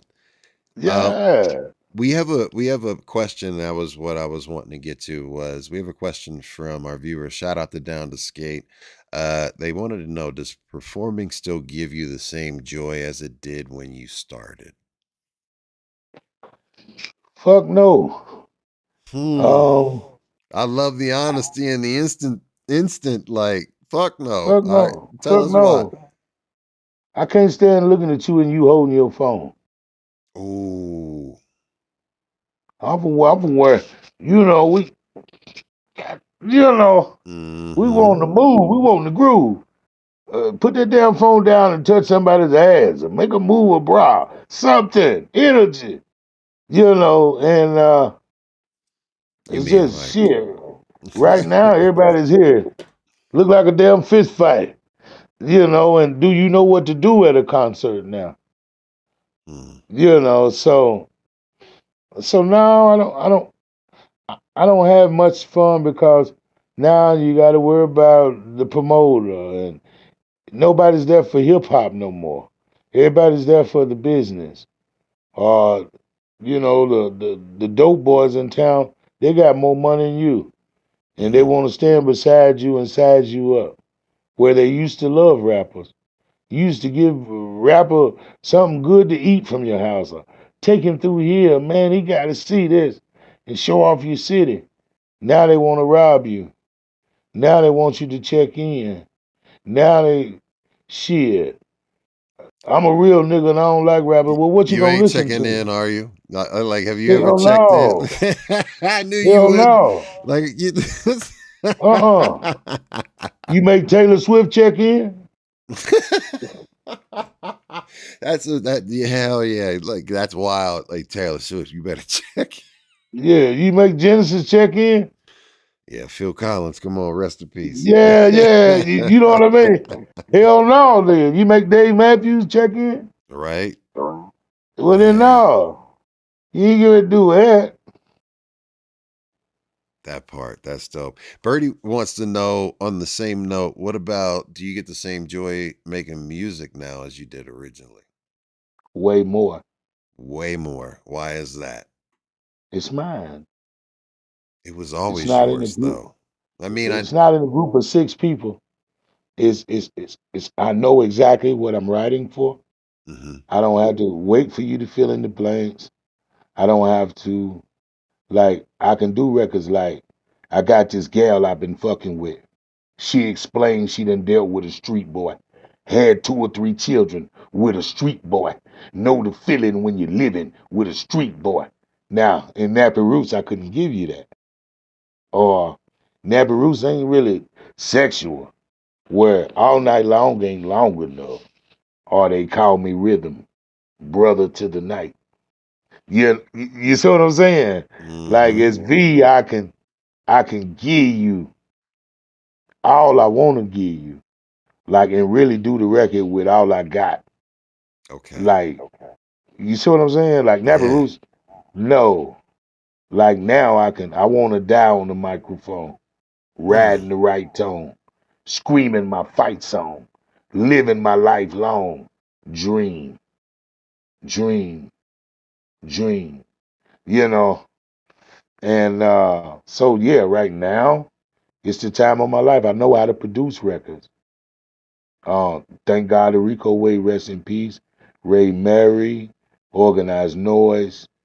Um, and all the days in Nappy Roots was good except for the business decision that my Mm. man made. We had a camaraderie. You know, that's why it hurt so much. Why it broke my heart. But man, every story is gonna end a certain way. And all I can tell you is you can be the clown in somebody else's story or the villain in your own. Speaking of Street Boy, let's play Street Boy because that was like one of the ones you wanted to play next, correct? Yes, sir. So you just touched on a little bit of it, but as we always say, please set the table and give the folks that have heard it for the millionth time or for the first time what it is that they're getting ready to hear. What was the intention and what was like, in making this Street song? boy. What was it? Street boy. Is there anything that you can like add Yeah. in regards to what your mindset was or like anything that happened in the recording process of this or anything? Street boy. I had just left Nappy Roots. The year was 2012, 2013. And I write rhymes forever and ever and then some. And working as a librarian on first shift, because I had to read the literature while I was in this position. So working there, women from out of prison and walks of life, like I told you, there was 50 doors and no men in them. It was just women with tales and chronicles. So I worked at a library, and there was an author named Zane. A lot of prisoners would get out and check out Zane, or a lot of, different women authors. Okay. So then, so there was this crowd that was putting cable down and reading books. So I explained this woman's chronicle that's on my block. Woman, like, now she eats happy hour with Miss Stephanie. You know where I'm from, that means the man's gone, they 40 years old, and she's eating pussy now. Street boy, he gave her herpes and she don't date. Street boy, he strangled her or whatever. Now she can't sleep around men without medicine. And all these things happen in this one neighborhood. And it is, I got this gal I've been fucking with. We play cards over there, smoke weed, hang out, that I've been fucking with. She explained she done dealt with a street boy. She had 2 or 3 children with a street boy. Know the feeling when you're living with a street boy. And the verse reads is K-Tap and Jesus Christ for the next 30 days. Plasma twice a week, but them lights will get paid. Met her baby's daddy, shining on the blade and gonna lose her baby's daddy. Shining on the blade, 2 kids in 4 years. Before she figured life's a bitch. Didn't know a man was cheating till it hurt when she pissed. And it smelled like fish, and it swelled and it itched. And it's been 5 years and she done wrote off me and I got this, you know what I mean? It's just the chronicles of you might not know, but where we from, pussy go for $40. And now, shit, girls is hiring men for $40, getting ahead and putting them out, or, or whatever's going on where I'm from. But these are the chronicles Man, of a street boy. I had an OG player teach me very young when I was very, very young, and he pulled me aside and he was like, look, he was like, a woman, he didn't say, he said, you can get some pussy easier than you can get someone to give you a meal. Yes. Yeah, you can get some sex quicker than a rib sandwich in Kentucky. That was the way in Cincinnati. I think that's the way the world goes around. But yo, that's Street Boy, man. Like, we're getting ready to play that right now, y'all. So check it out. We've got the one and only Big V from Nappy Roots, and we're getting ready to check out Street Boy, y'all. Live on B-Boys Underground. Turn me up in my heels and business. Let me explain to you.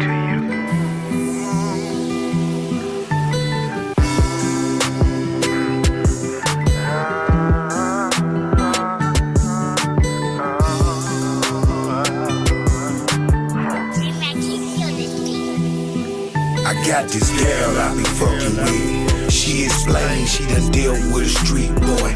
Had 2 or 3 children with a street boy. Know the feeling when you living with a street boy. Yeah, I got this girl I be fucking with. Try to So she lies about dealing with a street boy. Broke inside cause she dealt with a street boy.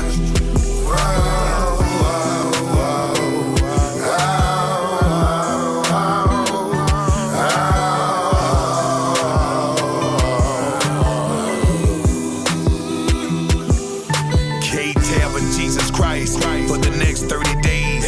Plasma twice a week, but them lights will get paid.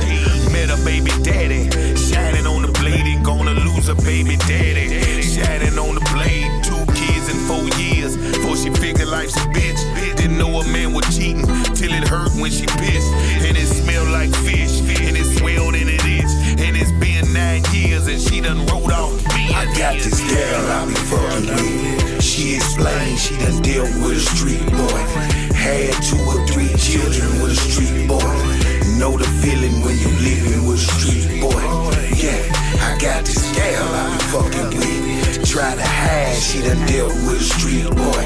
So she lies about dealing with a street boy. Broke inside cause she dealt with a street boy.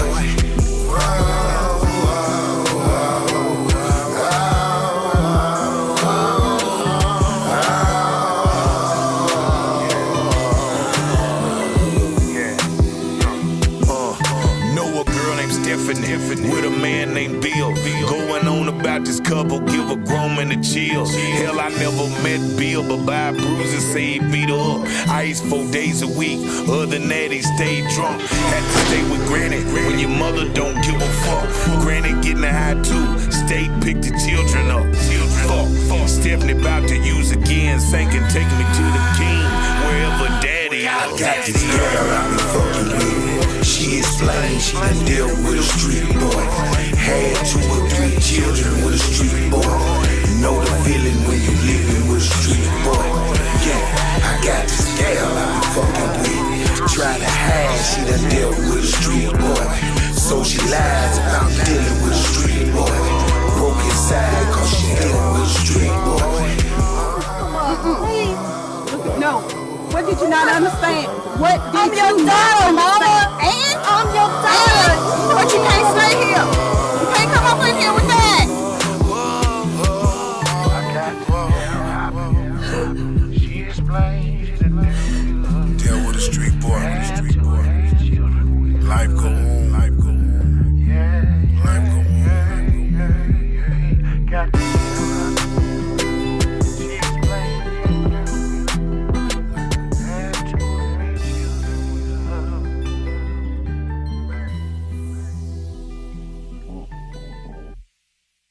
Got this gal I've been fucking with, huh?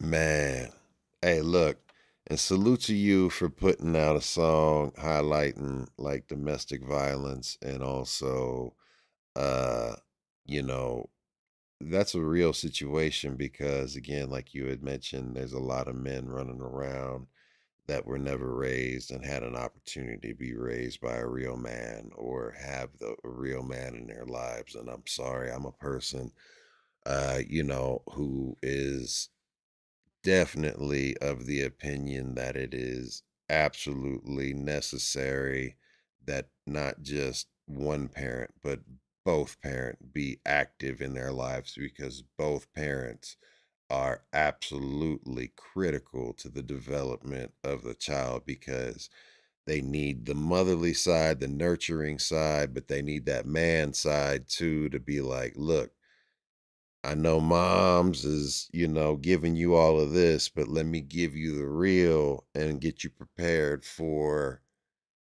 how bad this world can be and give you that game. Your mom should be giving you the game too. All of that stuff. And right there, man, that is one of the ones that when I was listening through all of your new stuff or newer styles, it's like,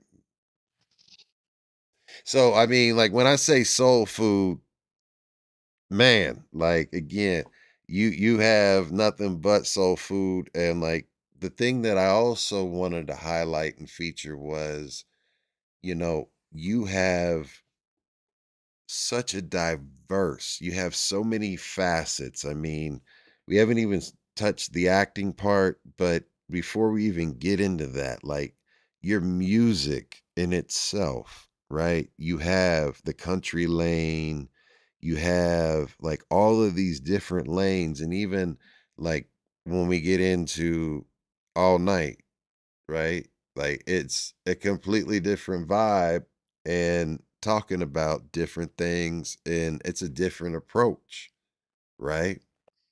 Yeah. Yeah, it's Barry White. It's El Amen to Barry White. DeBarge. Yes. It's Move the Coffee Table. Baby, I know we ain't going out no, but I ordered some grub hub. You want to slow dance with me while Mm, the food on the way, baby? You know, it's intimacy. yes. Yes. Can I throw one at you because I think this song, when I was going through it, I think it hits home, especially in today's society and the way that things are today. Less human every day.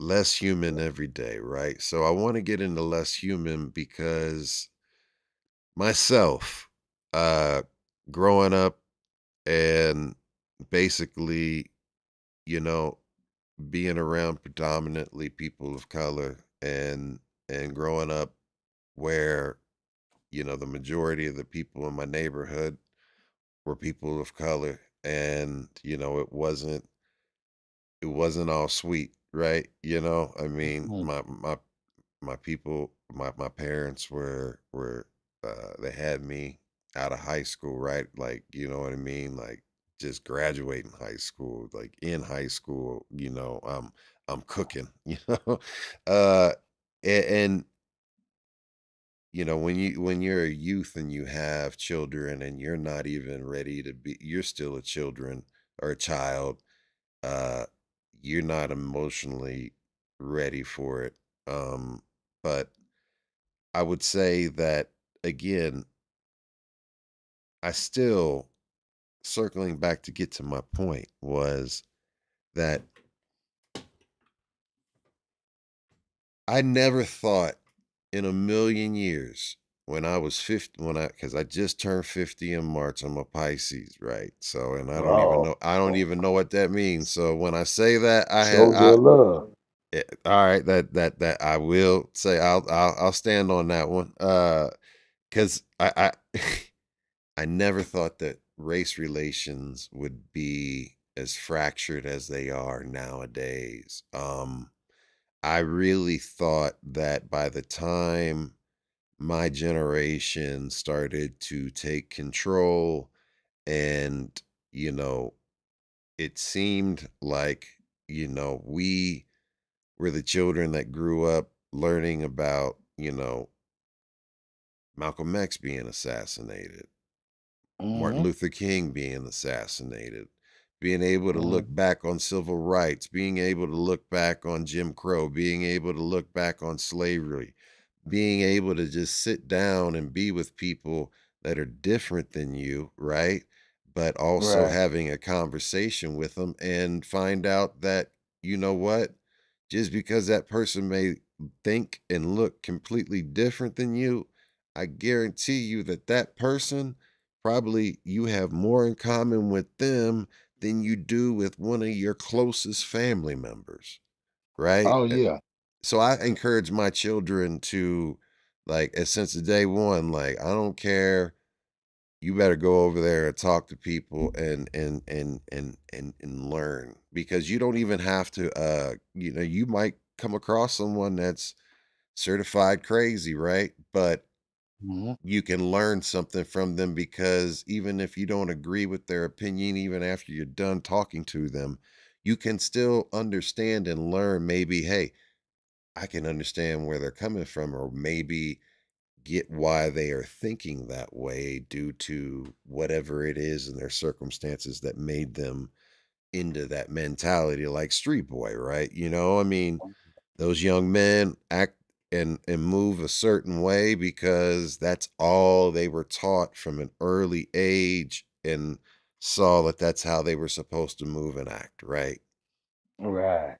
And when we get to less human, that Mm-hmm. is now like from my mind where I had rose tinted glasses and I was like, we ain't ever gonna have no problems with racism.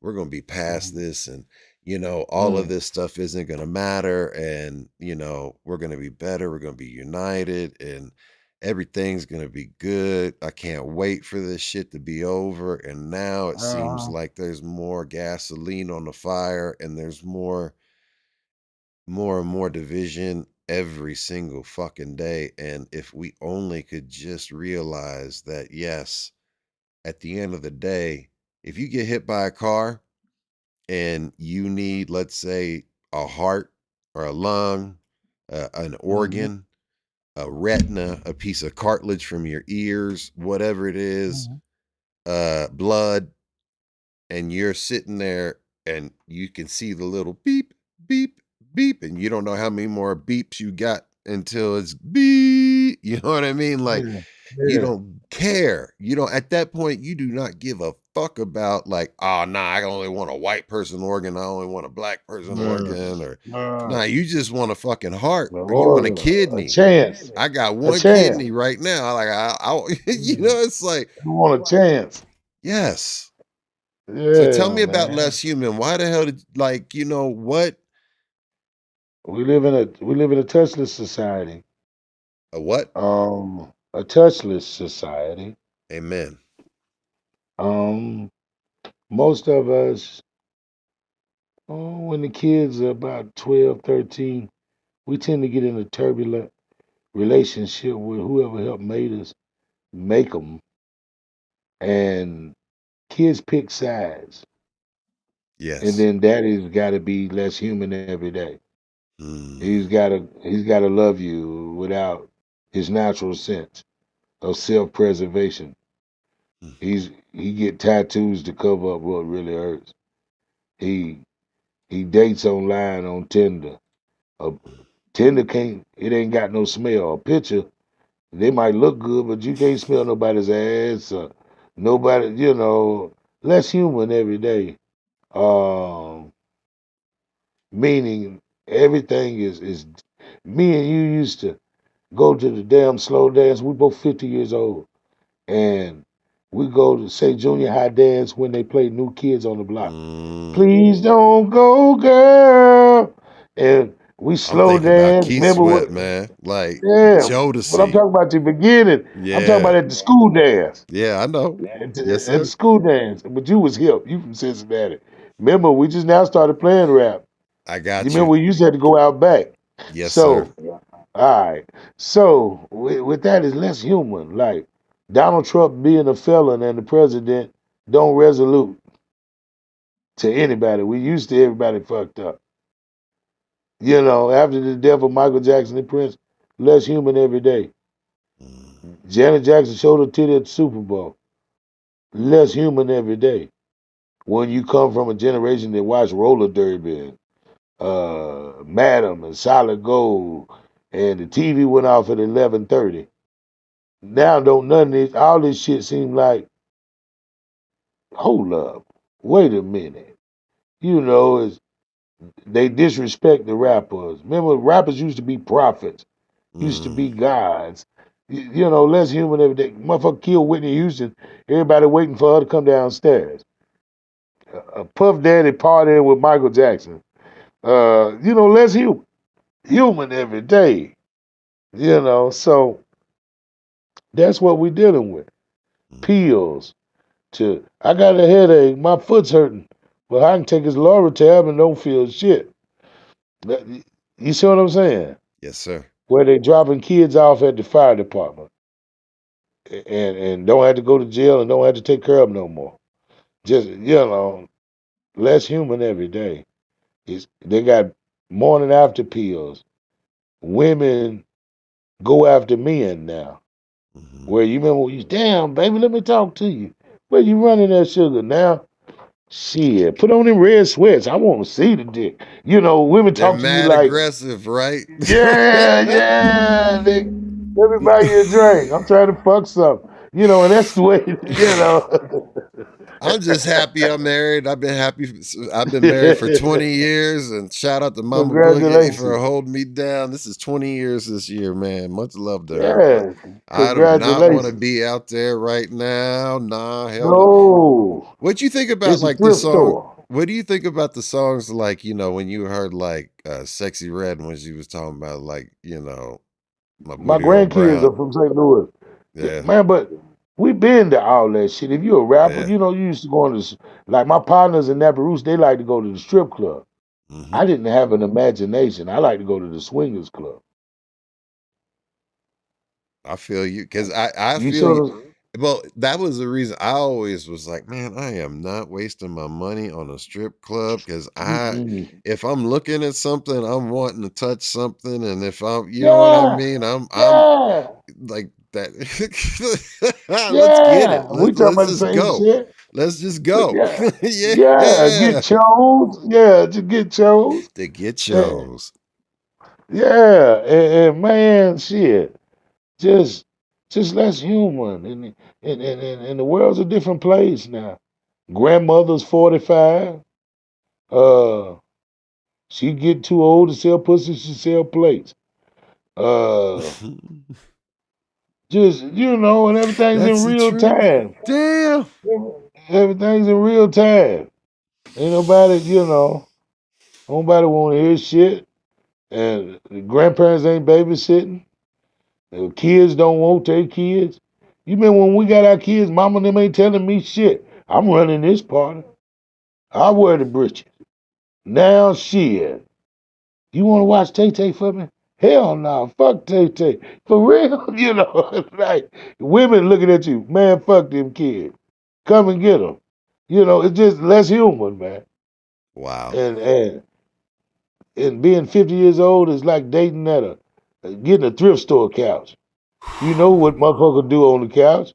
Which instinct the legs, you know? So that's what it's like, man. I love it. Hey, look, y'all, we get ready to get into Less Human right now. I love this song. Let's get it, man. All right. How are you? Good, how are you? All right. Very well, thank you.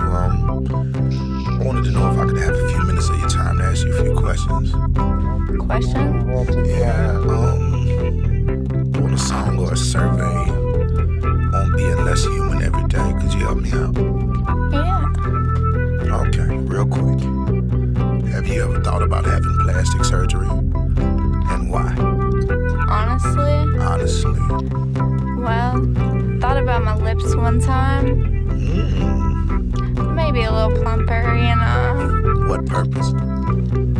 I don't know. Just seemed like the thing to do. Ooh. So, if you was to give oral sex, what would be the reason? A, it turn you on?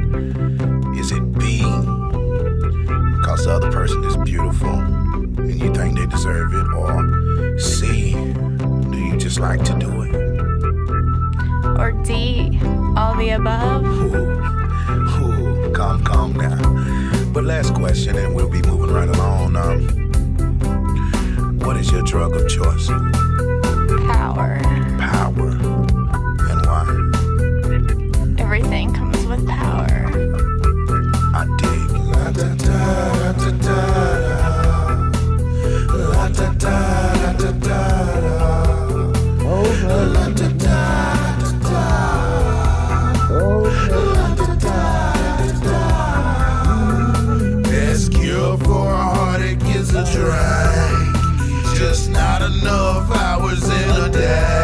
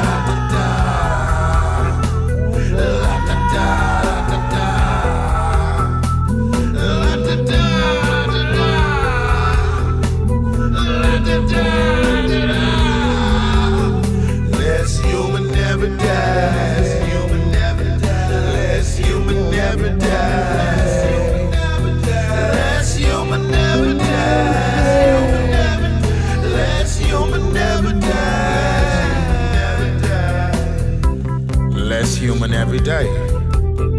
We smoke weed for a buzz, probably to get away from our trouble. But when you come down, it's the same old stuff.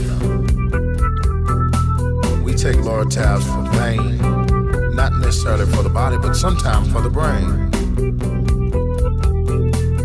Tattoos. We text, we don't even talk no more.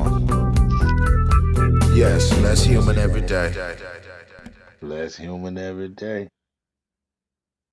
Yeah, Less man. human every day. Less human every day. I mean, we don't, and that's the truth. We don't even talk anymore. It's just text. Yeah, I mean, yeah, it's Touchless and you think society. about it. They're talking about putting, chips in brains and all of these things, uh I ain't doing no more chip and shit. I you ain't took gonna that COVID shot, that Johnson & Johnson. uh-huh. I ain't been the same since. Really? How did that impact your health? Well, my arm, I can't sleep on it right. Mm, I've never had asthma in my life, and now I use an inhaler. mm. Um, man, like I get sick more often than I used to. Yeah. Get cold. It feel like somebody presses a button every 3 or 4 months, and something will happen again. Mm-hmm. So that was the Johnson & Johnson shot. But back then you couldn't travel without it. No, you couldn't. And no, and I did the versus battle with Anthony Hamilton and Music Soul Child, and that was real fun. And to be called out there, by po folks 25 years later, what a blessing. Yeah, man. I mean, how we doing on time? I'm straight. You good? You good? I'm good. I'm Yeah, enjoying yeah. I'm in my myself. own shot. Yeah. Okay. Uh, All right. I just want to make sure, and yes, we are gonna we normally wrap at 2 hours, but nah, we're not done. And because I want one to continue on to be able to have this opportunity to talk to you and highlight your career now and the music that you're putting out now, since you're an empty nester now and you have the ability to start getting back in touch with your craft. And you mentioned that you really enjoyed producing earlier and being A&R and being a creative behind the scenes. Like, tell me, what's the difference between, for you, uh creating a song and presenting a video and coming up with a concept or an album and doing it yourself and it being you, compared to being behind and helping to mold a project for someone else? with me is okay. Say like I'm gonna name the project the last 7 grams, and I'm gonna come up with thesis to report why this is my last 7 grams. You might hear songs like I'm in power or dark liquor or what city would you fit in at night or you know and everybody playing rhythm in and where I'm from. And then in contrast of me producing for someone else, they'll tell me what they want to hear. They'll tell me what they want to feel. I wanna. I'm mad, Vito. Somebody, an MC make. I want to get my point across. Well, what you want to say? What's wrong? Everybody's mad at me. Why they mad at you? Cause I get more money and I handle my kids and I go to church and I do this here and I do that. So you need a hook to say that? Yeah. And I don't quite know. So now you A&R and you sitting with them. How can you hate a nigga? Who out hustle you? Who out hustle you? Yeah, out hustle you. How dare you hate a bitch?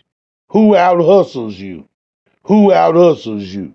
Damn it, out hustles you. How can you, and then they'll describe what and then I'll come up with a feeling and a hook. And then if they need me to do the bars, then what would you say? Or whatever, and hit around and to really push the mind in the envelope.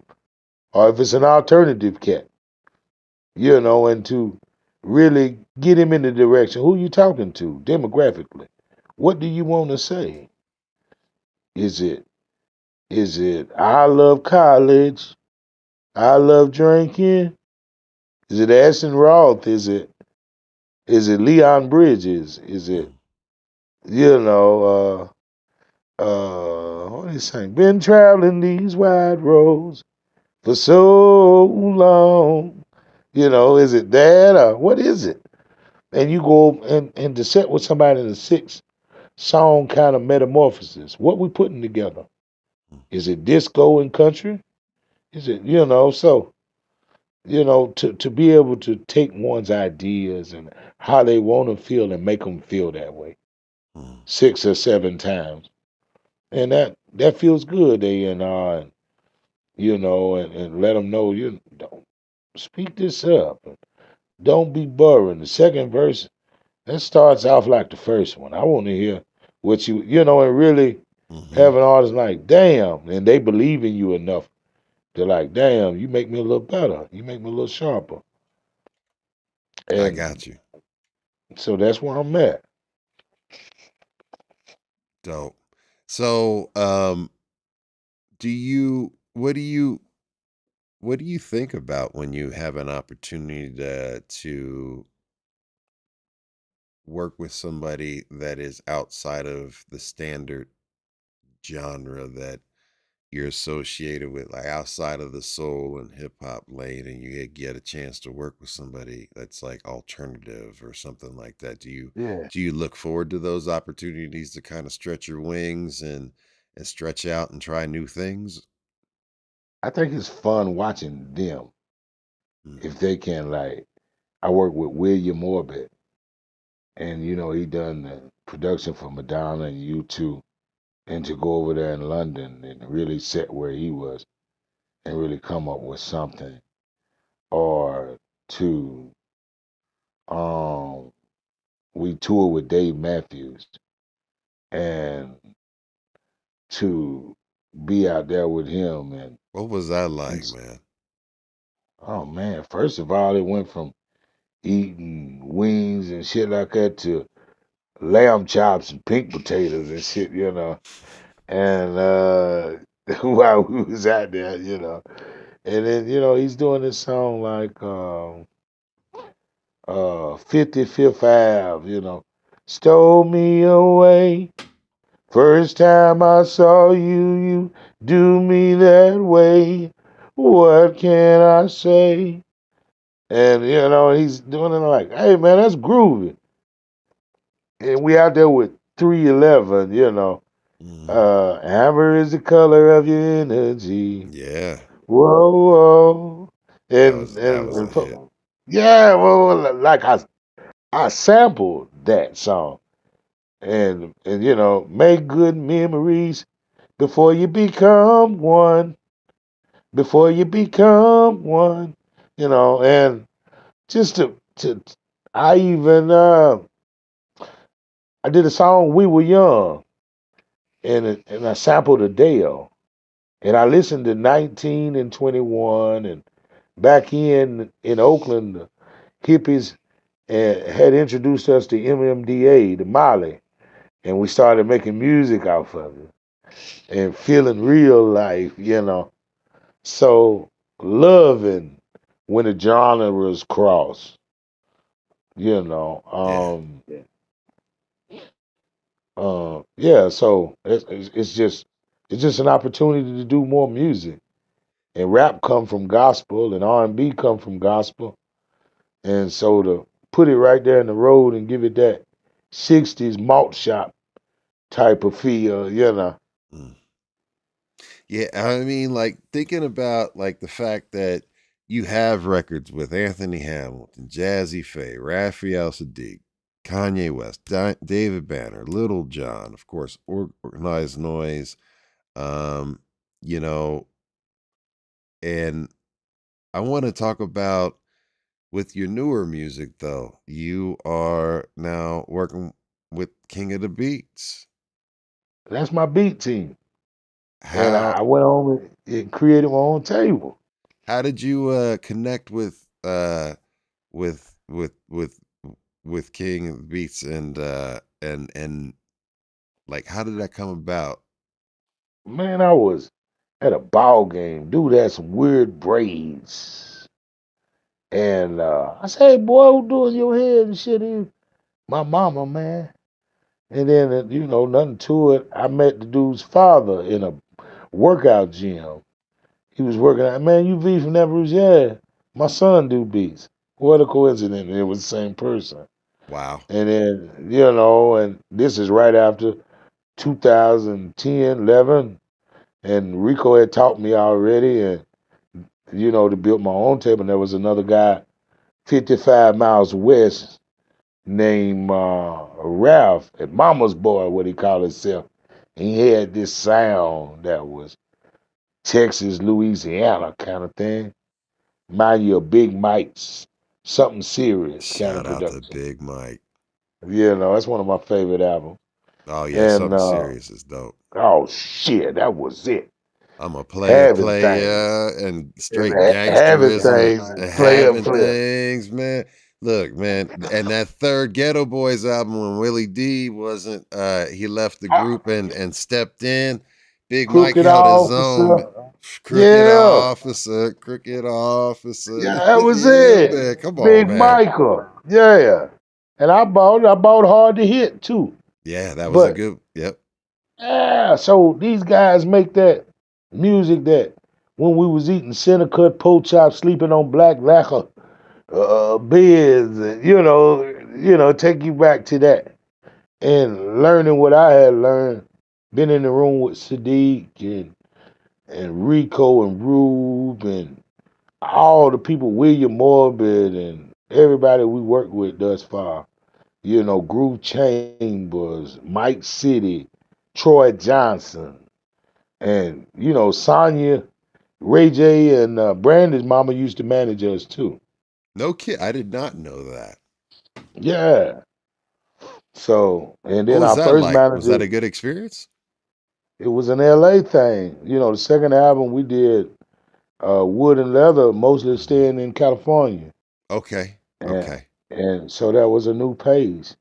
And getting to meet Don Cornelius and Reggie and Fuck a Soul Train Dancer. And all the shit you wanted to do as a kid, I love it. He kept it one on it. He said, "Fucking Soul Train Dancer." Hell yeah. Shit you want, I mama love cleaning it though. up and Yeah. shit. Yeah, that was it. I didn't know in LA, them are regular people getting paid by the weekend once a month. They shoot 4 shows and record them all. And there it is. Do To you know? get to the doc. Go ahead. Just Delicious from the chat wants to know when you were out in L.A. and on the West Coast, if you know Four Racks from Oakland. I know King Arthur and few other people. Tell them been so long and so much dope. I had to see them. Gotcha. But if they were out there on that coast at that time, man, I was enjoying life. I was a regular kid. I'd date a girl that worked at Warner Brothers. Tattoo parlor on the side. Shit like that. That's what I was into. Right on. Nice.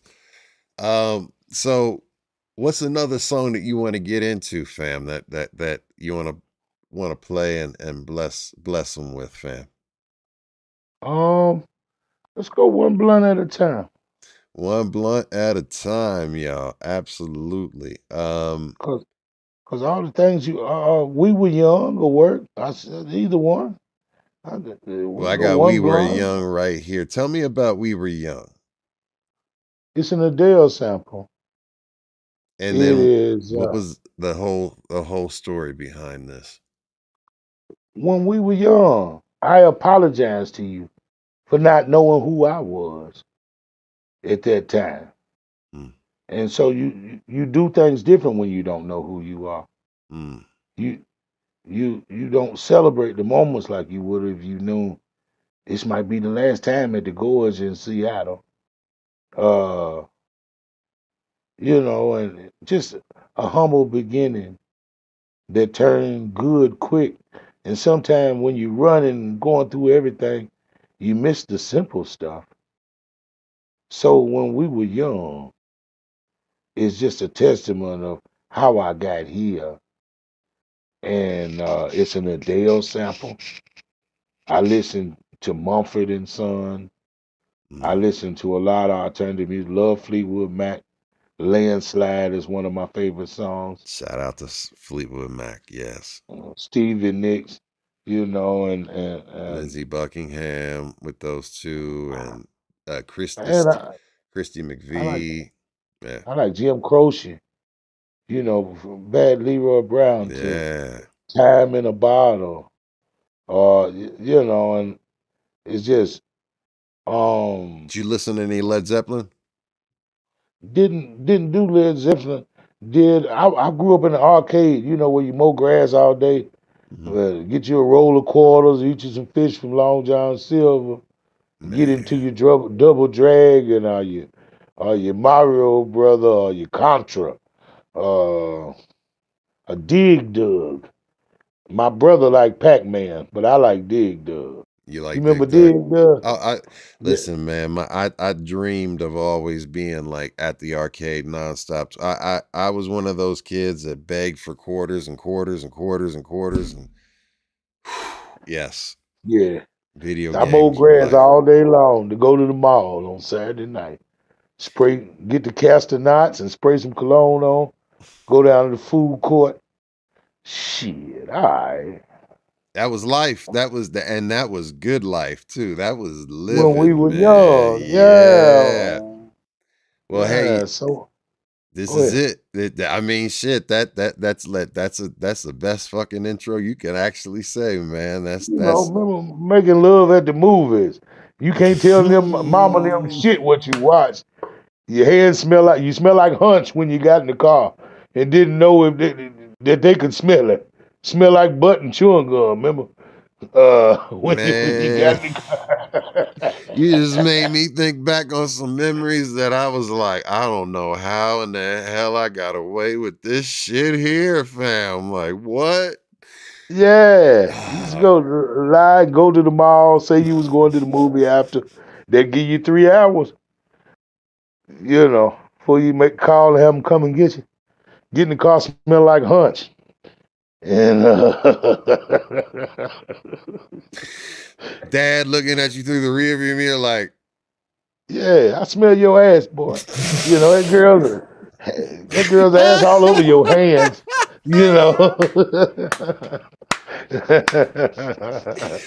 the realest shit, man. Hell yeah.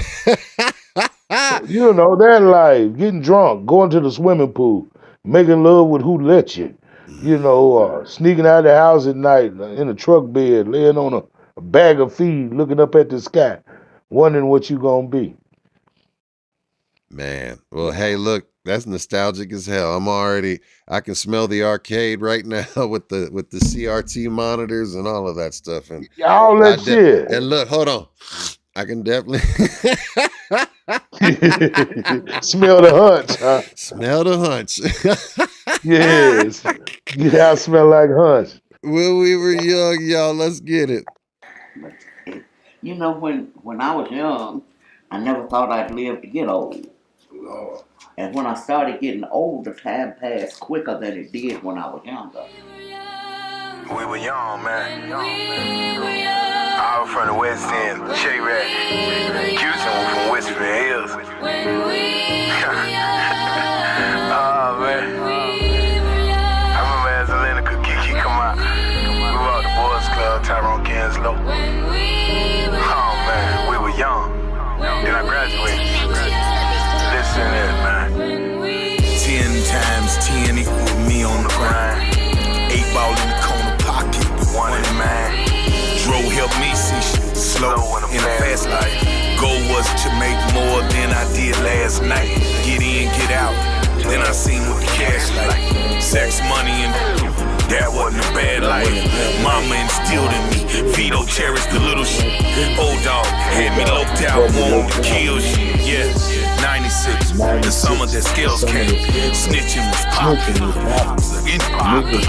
Me, I was robbing ball players. White girls changed the way I live when shot Cal got killed. Tried church life. Only for a worse life. Wanted to hear more when they felt what a person. Juan went to jail. Sam became skinny. Nappy Roots set sail. We was in it, winning. I had so much buff daddy. Nicknamed my child Big. Told him to grow tenderly. Pimpin', you coming with me. Oh man, my life now. Got pictures I can't look at. Partners they throw the book at. We was young, we was dumb, but we had heart. Mom and Stanley, they would pray for me through the bad part.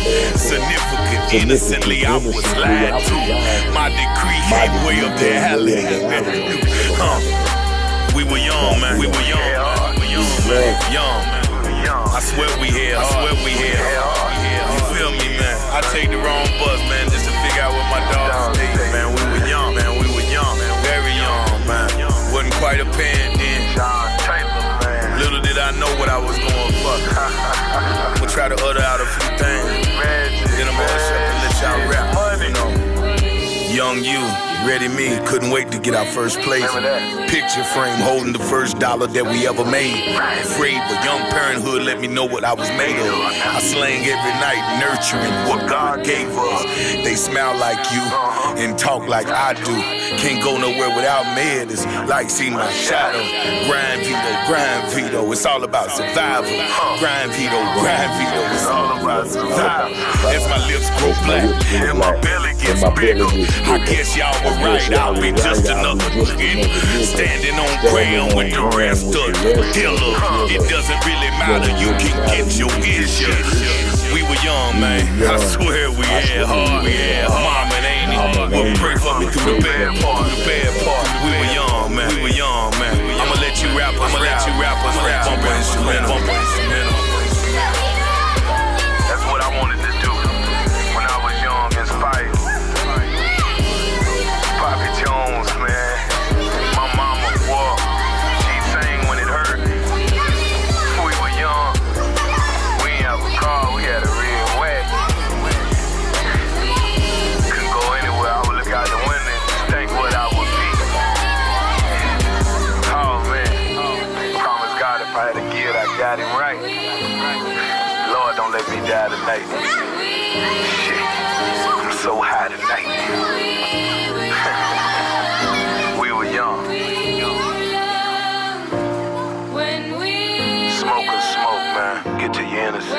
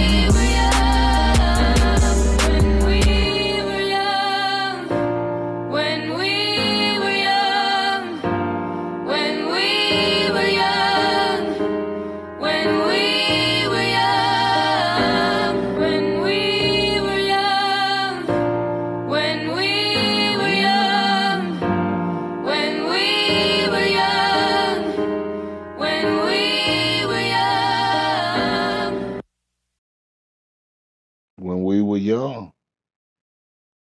When we were young, man. I love that, man. Appreciate that, man. Yeah, Just man. only that working class music, man, to take you somewhere, you know? It has a message, it has a purpose, and everything, man. which makes me want to get into gray hair. Gray hair. Wisdom. If kids were at school, they see old folks and they don't know their name, so they just call them wisdom. Now they call them peaceful. Unc. Yeah, dig gray hair. Yeah. Damn, Google, Google can tell you about the cure, but gray hair can tell you about prevention. So anyway, gray hair. Gray hair, y'all. Let's check out gray hair, fam. This is dope. Thank you. Another one pulling up. And I think if we teach our kids, instead of going to Google, dig in. There's gray hair, wisdom. Peaceful, dig gray hair, wisdom and journey in gray hair. Tell us, how was it then there? Power and time in gray hair. Leave the gun in the car, there's gray hair. Damn Google, come touch the gray hair. Trials and travel we'll share. Peace unto you, gray hair. Ooh, gray hair. Ooh, gray hair. Wisdom in the gray hair. Power and peace. Gray hair. Fresh, y'all, and you don't stop. Fresh, y'all, and you don't stop. It's my brother to the east. To the east, my brother to the east. I said to the east, my brother to the east. To the east, my brother to the east. Hola, eh.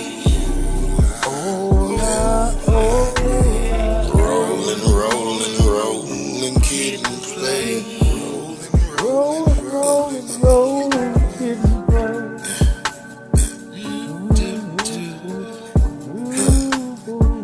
Hip hop, huh? Gray hair, 50 years old. Me, I'm 47, and I want to tell y'all about me. Remember 8-Ball, MJG, had me feeling like a rapper was a thing to be. Didn't know East or West, but MTV, BET, played that heat. Big Les Joe Claire, 5-5 Randy, had me pumping my fist like the great Chuck D. Who knew we danced to me so horny? Or Doo Brown, a jam on it. Peaceful, dig gray hair, wisdom and journey in gray hair. Tell us, how was it then there? Power and time in gray hair. Leave the gun in the car, that's gray hair. Damn Google, come touch the gray hair. Trials and travel we'll share. Peace unto you, gray hair. Ooh, gray hair. Ooh, gray hair. Wisdom in the gray hair. Power and peace, gray hair. Remember, they bounced around the master pool. Then I dropped out. They bounced around me. Yin yang had us all in that nightclub whispering. T.I.G.C. Shoulders travel is getting it. Lil John to make a crunk love kill you. The boy from the boot, he pulled it off. Pitless. Rick Ross is the boss, period, and that's steady.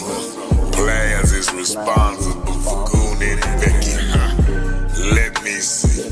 What else did I say?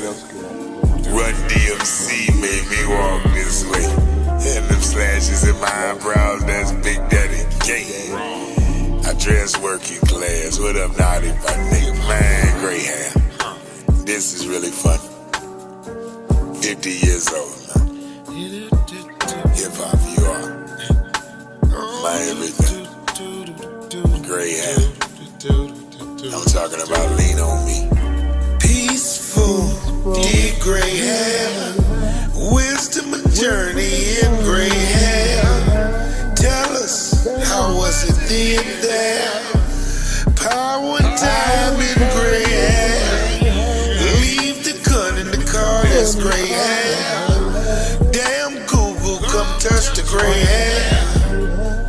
Trials and travel we'll share. Peace unto you, gray hair. Ooh, gray hair. Ooh, gray hair. Wisdom in the gray hair. Power and peace, gray hair. Ooh la,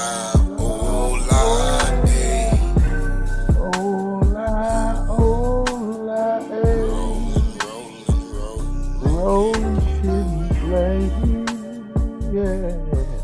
Gray hair. Man, y'all. Gray hair, man. Mm-mm-mm. Wisdom.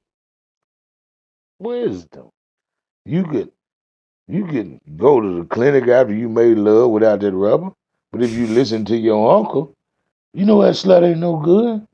You better put two on, you know. That's the prevention. Google can't Google that. You don't know what you're looking at. Boy, don't look like her drawers are clean. You know, or whatever, you know. Gray hair. Gray hair, man. Absolutely. That's what I try to tell my kids, man. It's like, look, man, you feel like you have all the answers right now, but trust me, I thought I had all the answers back then too, but now hindsight's 2020, and man, if I like you don't go without hearing an adult say the majority of the time, like, man, if I could only go back but know what I know now and go back and do it. Yeah. Gray hair. So you can Boss go listen. back and you can go back and do it, but you just do it through the youth. So you give them all that you know now and put that into the youth so they can live out that and continue on. And that's what the whole thing is about, a community. Gray And hair. that's the sense of that we've lost Yeah. because people don't look up to their elders anymore. They're disrespected. Their their opinions don't matter as much as they used to, or they're discounted. And Google, like you said, Google Yeah, said that this, is like, Google. Yeah. I was there, fool. Like, Google's got it wrong. Like, Yeah. let me tell you Algebra what really Vincent. happened. Yeah, yeah, algebra, bitch. Algebra Vincent and worth a pound of cure. Yeah, You man. know. So yeah, gray hair, man. I'm glad you enjoyed that, man. But that's my thing is the wide range. You might hear songs like America the Beautiful, or if I was you, I'd run as far as you can. But still, one blunt at a time. Give me the Yeah. strength to take this shit. And then I had to tell young dope dealers, plugs don't take pictures. You know. And take a picture with me, Big B. Hell no. Plugs don't take pictures. Excuse me, this is a photo opportunity. You know, and my fault, I was on the artist. I wasn't on the artist campaign today. My fault. Let me turn off that version and give you the artist, so plugs don't take pictures. And I had to show that to young folks that's out here moving around. So, you hear songs like that as well, too. Hell yeah. And like, I want to get into something that you are, it's credited with King of Beats because, of course, King of Beats was the one that helped facilitate and get us linked and, make this date happen. And shout out to him. And this one I want to do is Urban Mystic. Urban Mystic. And all on Urban me. Mystic? Kings Yeah, of Beat, Urban Mystic. all on me, man. Let's talk about this. All on me. You know how, baby, you said you was married and happy. Well, it happened to be the end of football season. She Mhm. been out there getting her shoes dirty and her hair wet, and she been looking after the boy and you, and she ain't had no me time. So this weekend you tear away and spend $300 on one of them good rooms and a jacuzzi tub. And y'all going to see a show, and Mike Epps is in town, and it's all on me. You got the babysitter and then the line of work when you get back Monday. All of it. It's all on me. Baby, you have to spend a dime. You mean it. Night at the spa, and get her public hair shaved, and, get her hair done, and pay for a steak and a room tonight. It's all on me. It's You all on deserve me. it. Yeah. Hey, look, that's dope right here, y'all. Check this song out. I know you're gonna like this one. And let me get that shared up. Bam. Yeah.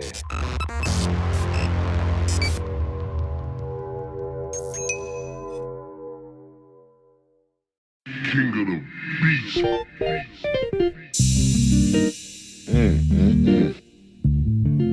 Lord have mercy. She could have her way. I mean, nail done, everything did. Oh man, she could have it all. It's alright with me. Tell her. Do what you wanna do, go anywhere you want. It's alright with me. You can have what you wanna have, get anything you want. Girl, it's all on me. We can do what you wanna do, go anywhere you want. It's alright. You can have what you wanna have, get anything you want. Girl, it's all on me. Let me be honest. I said I've been following you and your ebonics. You got me feeling some type of way, girl, you be on it. What's that you want? I don't know what it is about you, but I just can't get over your introduction. I'll be down to give you everything, girl. Hanging out wherever you like. We can go anywhere, go wherever you like. You can do what you wanna do, go anywhere you want. It's alright with me. You can have what you wanna have, get anything you want. Girl, it's all on me. We can do what you wanna do, go anywhere you want. It's alright. You can have what you wanna have, get anything you want. Girl, it's all on me. Give you a picket fence, house and silver spoon. Put my astronaut suit on and go get you the moon. Run you a bubble bath, snuggle and make you laugh. Love the dimples in your cheek when you smile and laugh. May I have your autograph? Your diabetes sweet, like a rose with no thorn. Beautiful, unique. How about a shopping spree? Everything for free, in everything you see. Courtesy of me. By the way, the name is V. You know my resume. Oh no, hell no. Look like a good day for me to get to know you and have a chance to show you. And if I get to know you, you'll be loving what I show you. Or we can cruise and take a flight on a private jet. If we choose, we play fight and watch the sunset. Picnic on the line. You having fun yet? Cause it's only just begun. I ain't done yet. We can do what you wanna do, go anywhere you want. It's alright with me. You can have what you wanna have, get anything you want. Girl, it's all on me. We can do what you wanna do, go anywhere you want. It's alright. You can have what you wanna have, get anything you want. Girl, it's all on me. Girl, it's all on me. Girl, it's all on me. Girl, it's all on me. Girl, it's all on me. Man. It's all on me.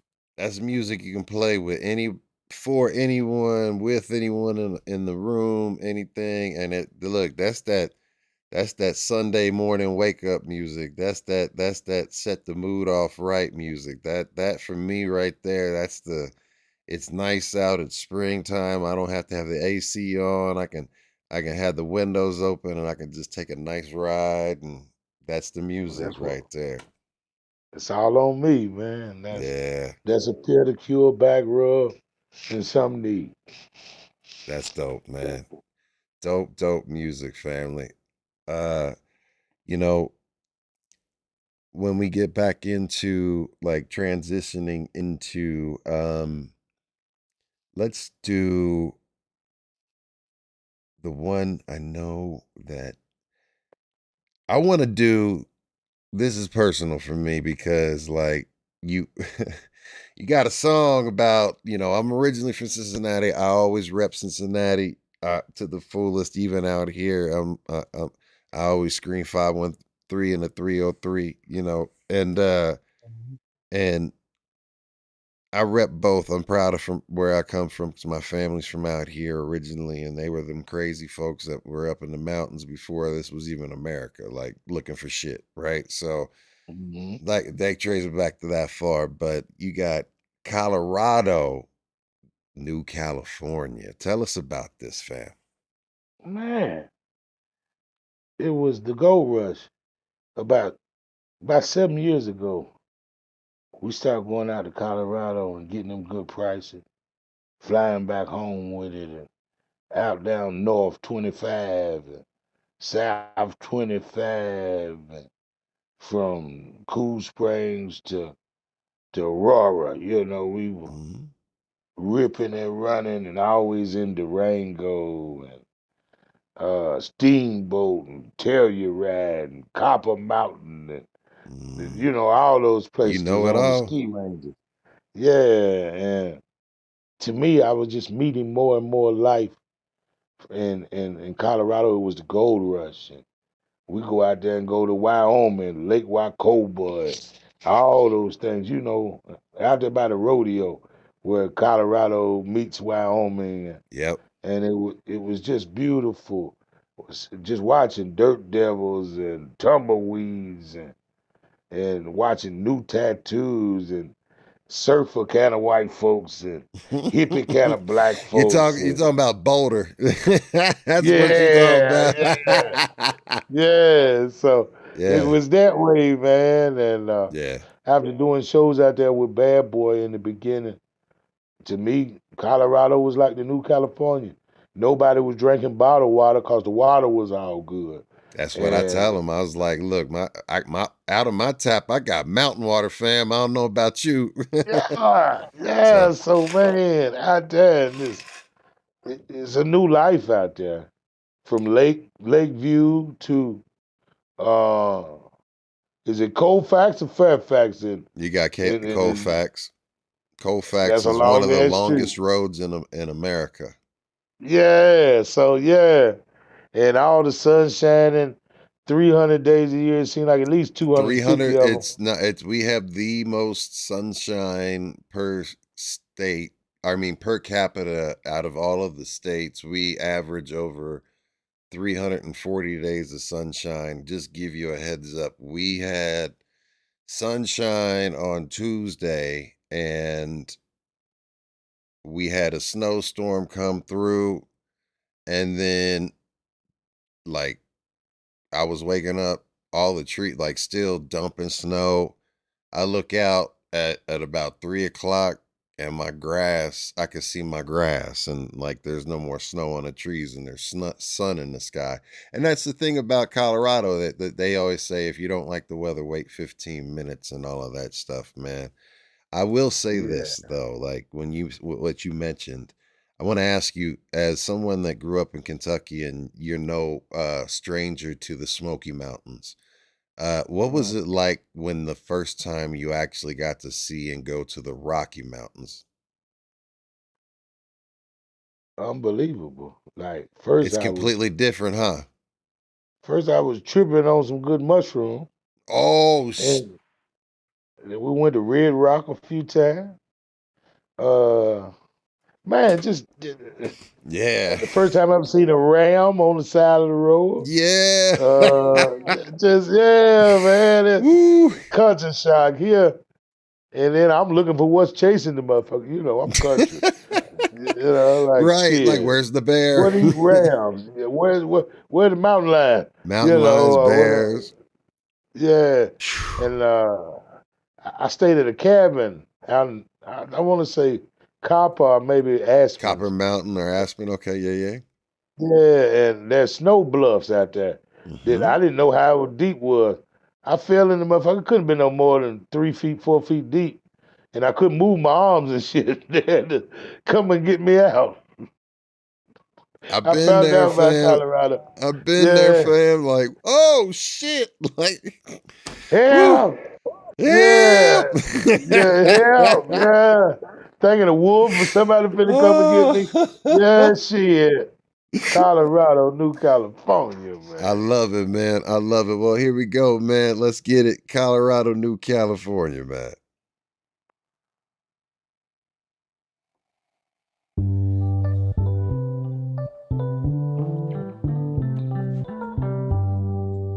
All aboard. Colorado. Yes, Colorado. Denver, Colorado. Boulder, Colorado. And you know I love the Rango. Colorado, New California, champagne bottle, good marijuana. You should see all the skaters and stoners. Colorado, New California.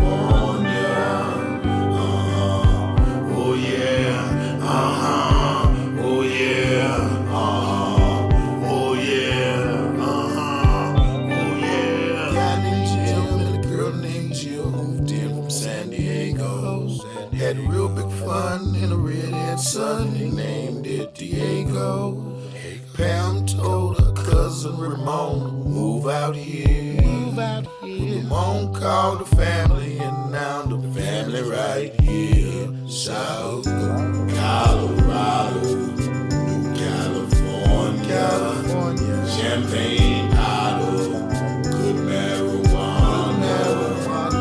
You should see all the skaters and stoners. Colorado, New California. Oh yeah. Oh yeah. Oh yeah. Oh yeah. Had a band and a steamboat to do a rock show. Had a mean flat tire and a mean mechanic, so we smoked on the road. Pot is legal, so we moved out here. Marijuana's legal, so we moved out here. South Colorado, New California, champagne bottle, good marijuana. You should see all the skaters and stoners. Colorado, New California. Oh yeah. Oh yeah. Oh yeah. Oh yeah.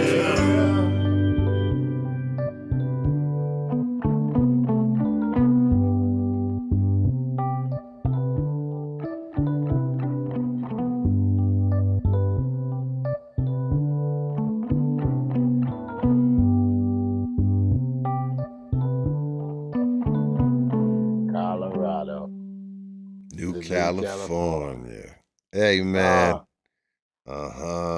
Hey, look, I hope people start playing that instead of, I'm sick and tired of people coming out here and wanting to hear John Denver Rocky Mountain High while we driving through the damn mountain. I'm like, nah, fam, we're putting this shit on. Like, not shit. Like, we paying this right here. You ain't putting that other shit on. Fuck that. Like, sorry, I have some friends that's like, oh, this was, no, we ain't. no, it's not. New California. Yeah. That's dope, man. I love it. And see, that is that just shows another side of your genius, I'm going to say, for real, because you are a genius. And like, again, the thing that you do not get the credit for is that, yes, you are out of the mouths of, even in your video EPK, you were the root, you were the trunk, you were the foundation of Nappy Roots, and what everybody was vibing out to it. And when you guys were on your run, that group really needed you, as regarding, you were, again, as someone said, you were the Lionel Richie of, the Commodores. You know what I mean? Yeah, man. And like, you're the Jeffrey Osborne of LTD. We can keep going. I mean, but like, you were the voice that really connected the soul, the grit, the feeling, the accessibility to what everybody dug about Nappy Roots. And you have so much variety and everything. Before we wrap it up, I want to ask a couple questions. One, because I haven't had a chance to ask you, you've been in the room with so many people and so many extraordinary, like, I mean, you worked with and been in a room with the dude that produced Madonna and all these other things, and like all these different people, and you've toured with people. I always like to say, first, what is your most memorable experience in the studio or on tour, or when you were around people that we all look up to, that are music lovers, right? And follow these individuals, and, you know, some people fanaticize over them. And, what's one of your most memorable moments, or like one of those moments that were like the most surreal for you? Like, this is really happening. MTV Awards 2001. I met James Brown and Michael Jackson in the same night. Wow, both of, man, the man that helped, like, Michael Jackson looked up to, and Michael Jackson at the same time. And I met Ron Jeremy that night too as You well. met Ron? He said, and I met Ron Jeremy. And one of my favorite porno stars, Jana Hayes. Like I said, remember when we used to have all them DVD videos, Booty Talk, shit, and all the and VHSs too. Yeah. So I'm an old country boy, man. Come from that era. Yes, sir. So I just live out of Atlantic Party. We was in the bathroom at MTV Awards, and Fat Joe, Kid Rock. It was all Atlantic artists on one side of the room. And yeah, I met Mike that night. I don't know, doing the red carpet with Rick James. Probably. Rick James, bitch. Like, did you ever get a chance to kick it with? Like, did you actually get a chance to chop it up with him and speak and converse? We done the red carpet, like on the BET red carpet. It's the day before, and it's a warehouse, about 400 radio stations, and they all got a desk and everything's set up, and you just go from each desk. And I did my rotation with Rick Ross. I mean, not Rick Ross, Rick James. And I said, say, Rick, is Leo gonna play the movie? He gonna play you? Leo who? That's what he said. Leon who? I said, he said, hell no, he ain't pretty enough. And man, we just catching up with him, man. And talking to Richard Pendleton, he was telling me how he made rock and roll. Like I invented country music and rap. And I think Nelly did one thing with it. That's Moses. He split the sea. So But as far as set, you credit Nelly in high regards in regard to like the country grammar and the rap, country rap yeah, hybrid. That's Nelly. yeah. Okay. If he was from New York, he'd be LL Cool J. Yeah. He's the LL Cool J of the country. You know, the girls like him. Ain't no around me alone, girl. Drop down and get you. I lost to the Grammys. He had Nelly and Kelly. All I think about is you. Yeah, with Kelly Na-na-na. Rowland. Yeah. My boo. Yeah, they Or not my yeah they boo. beat Yeah. yeah they beat Po Folks that year. Had the best Got you. R&B rap collaboration at the Grammys. They beat us. And so Nelly always been Moses, but he would dance and had a rhythm, and white girls would love him, and He was and huge with that's everyone. Yeah. yeah, he was just that, and it was great watching him open the door and country grammar, and then Atlanta got on the next thing smoking. Said the biggest beats is off road, so he got off. And St. Louis went 4 hours the other way. That set Bowling Green, There you go. and there it was, man. But working with that was a defining moment when Nelly broke it, and then him and Chingy was in it, and how the hell we didn't know he was mad at us. They thought country was bumming. Now they down in Kentucky. Well, say my name, nigga. Or whatever we was. I didn't even But catch that. I, Yo, there was I shade. did. No, Yeah, but shit. yeah, of course you did. Yeah.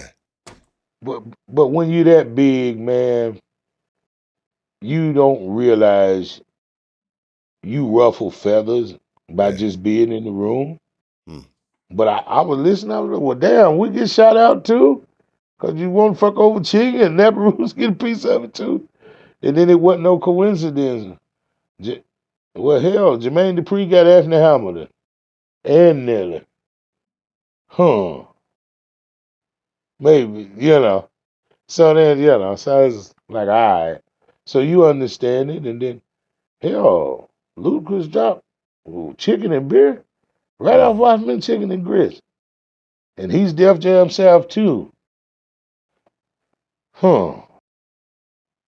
And then so, when you're a giant, you just all right. Then you learn what rap music was about. That Yeah. everybody, if you really the shit, everybody's gonna listen to you and steal. Oh, my fault. Get inspired. And if you just push pause right before Nappy Roots come in and listen to the way everybody was sounding.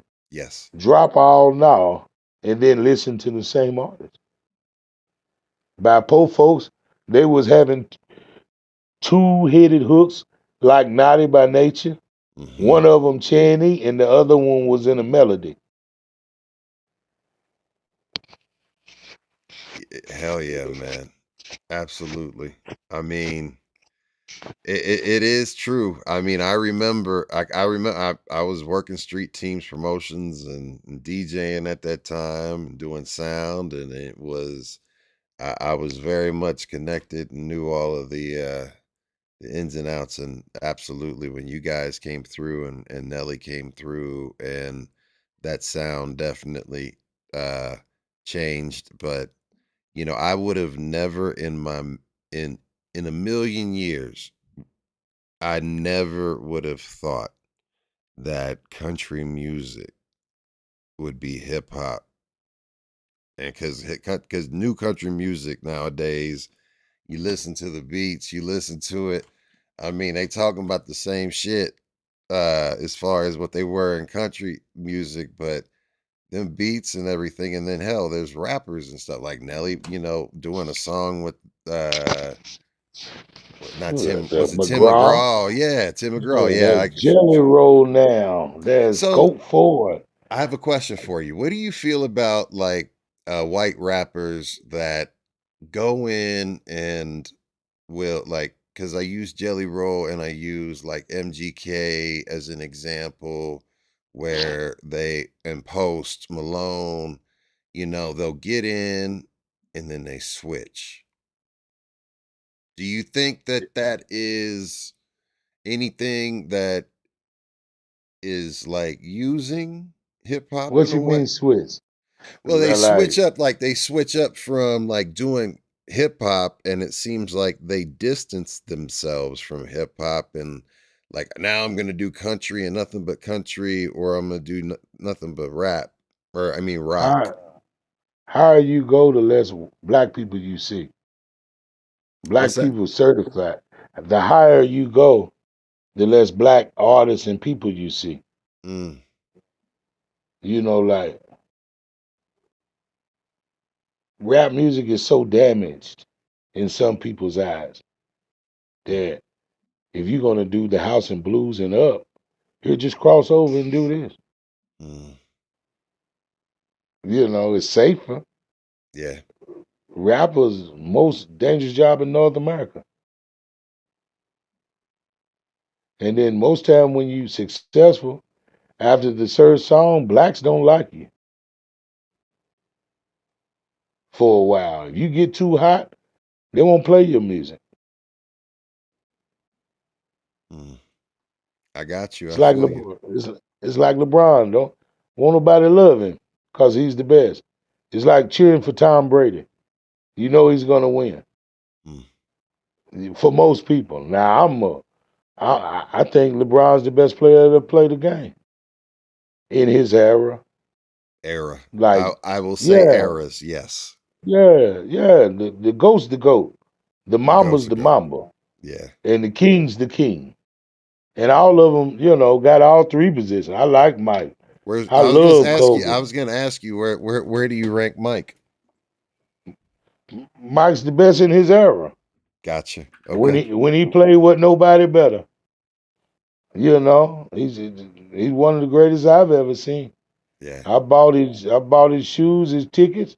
I bought LeBron's shoes and his tickets. I brought Kobe's.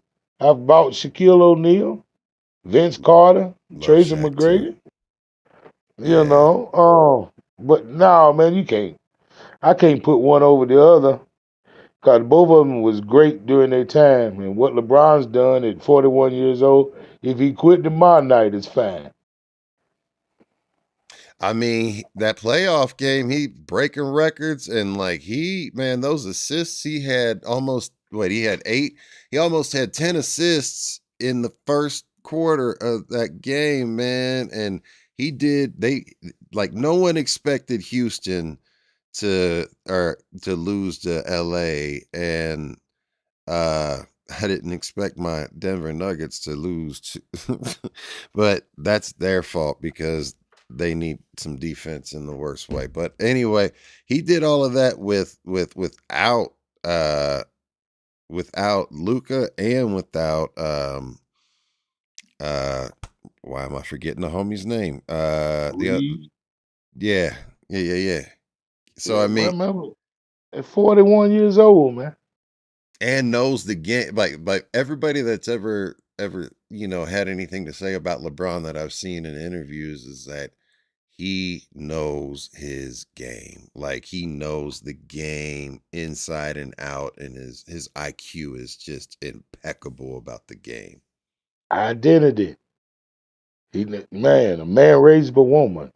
Them other two champions was raised by men. Just Mm. go to work and shut their mouth and don't say much. Well, that other one, Brian, was raised by a woman.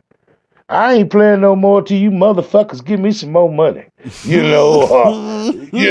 a black woman, go over here, you switch up, for your happiness. That's the first one that they ever see handled by a woman, see.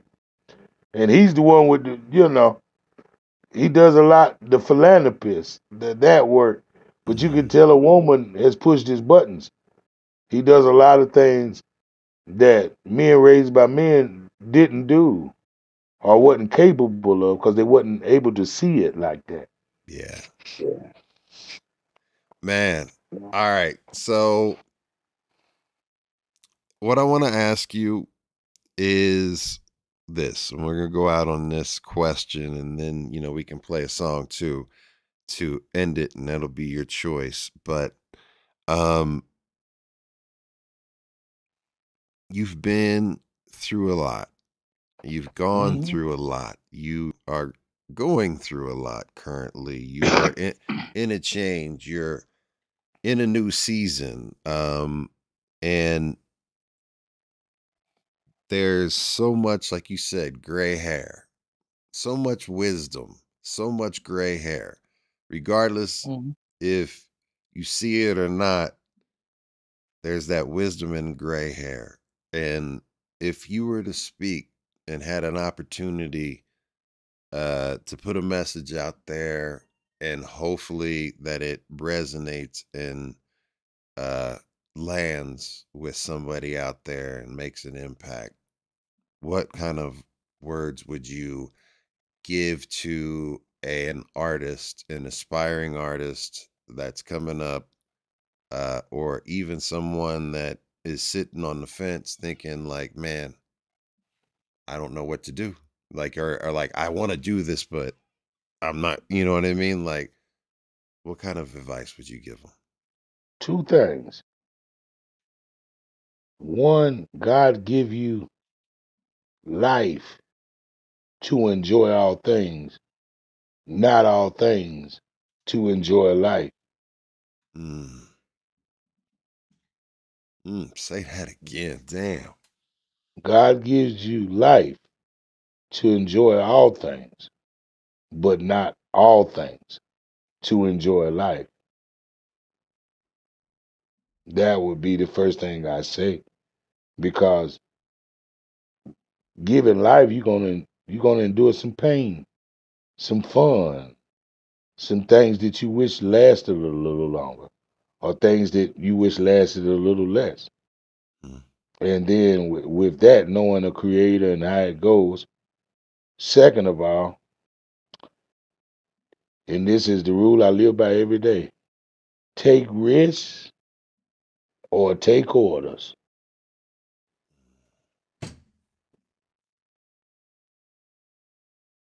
That Take was deep. risks or take orders. Hey man, I want to do this, but I want to either take risks or take orders. That hits home. But I work at the job, and if I miss, take risks or take orders. You gonna do what the voice say in your head, or that somebody on your ass? You know. So, but there's my 2 cents worth to help me a long way. You know, I got a good job at the plant and benefits. But is it enough for you to get what you want? No. Take risks or take orders. Man, amen to that, dog. Man, for real, that is absolutely, I couldn't agree with that wholeheartedly more. Like, you know what I mean? That is the real game right there. And the fear of failure keeps so many people on the fence, and also the fear of judgment, self-doubt, like fuck all that. Just fuck it. I mean, I have a motto, like, and the folks that follow me with the other podcasts that I have, you might know us with the usual suspects and all of that. And also like when I DJ, and even this, my motto is fuck it, we'll do it live. You know what I mean? Like Yeah. we're gonna fall on your face, like No safety net. no Yeah. safety net. Just do it. Create, All gas, no create, brakes. all gas, no brakes. Absolutely. Yeah. All that. Take risks, take orders. I And the love it, last man. song, Yes, sir. if you could hear from me tonight, burn one. Burn one. All right. Tell us about burn one while I find that, fam. Burn one. Reminiscing. I be getting high to your memory. Riding along. Crying to your memory. Ain't selfish. I'm fine with your memory. Like burn one and get over it. We cried over my mom, my sister, buried my stepdad, but I remember everything you said. So burn one. Tyler Perry sample.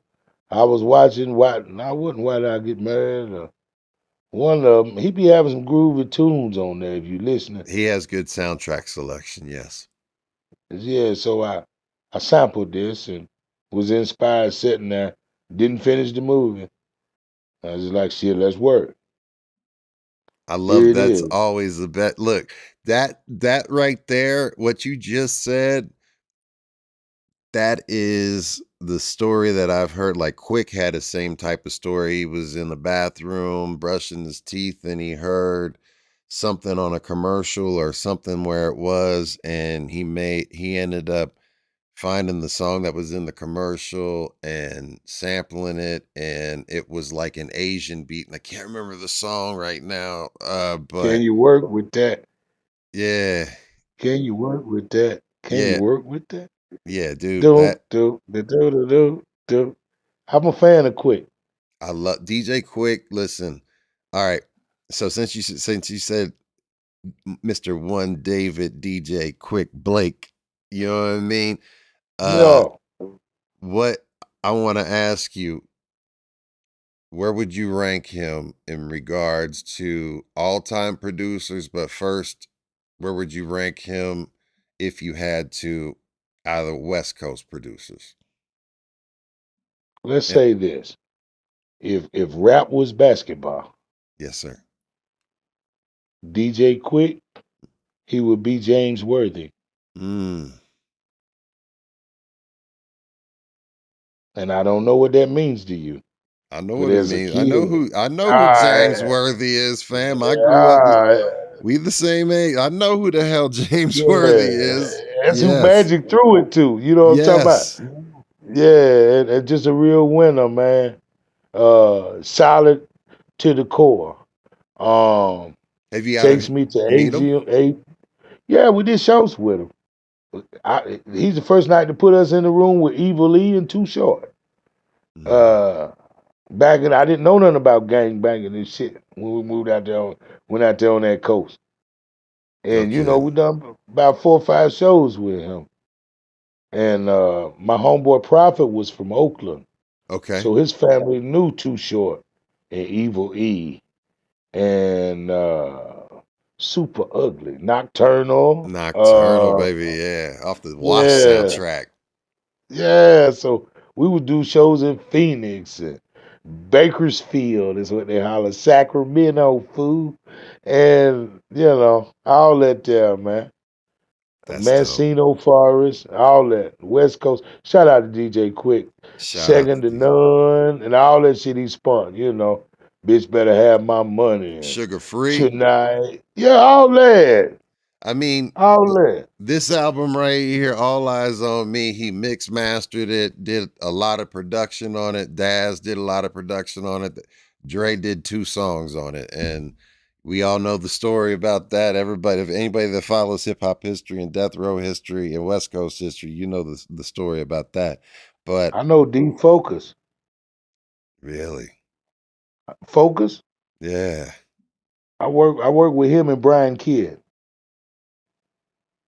Salute to them. That does the work for Dog that you was talking about. Mm-hmm. Those are the guys behind the guys. Yeah, I know them guys. That's dope. That is absolutely dope. Well, hey, we're going to go out on Burn One, y'all. Check this one out before we get up on out of here. I hope you, and as I always say, this is my saying, grab your favorite plant, grab your favorite liquid, sit back, relax, unwind, and burn one. Sir. Breathe Burn. in, breathe out. Burn one. Right now, man, I want you to pull out what you smoking, man, and do that down. I lost a lot of friends on the way,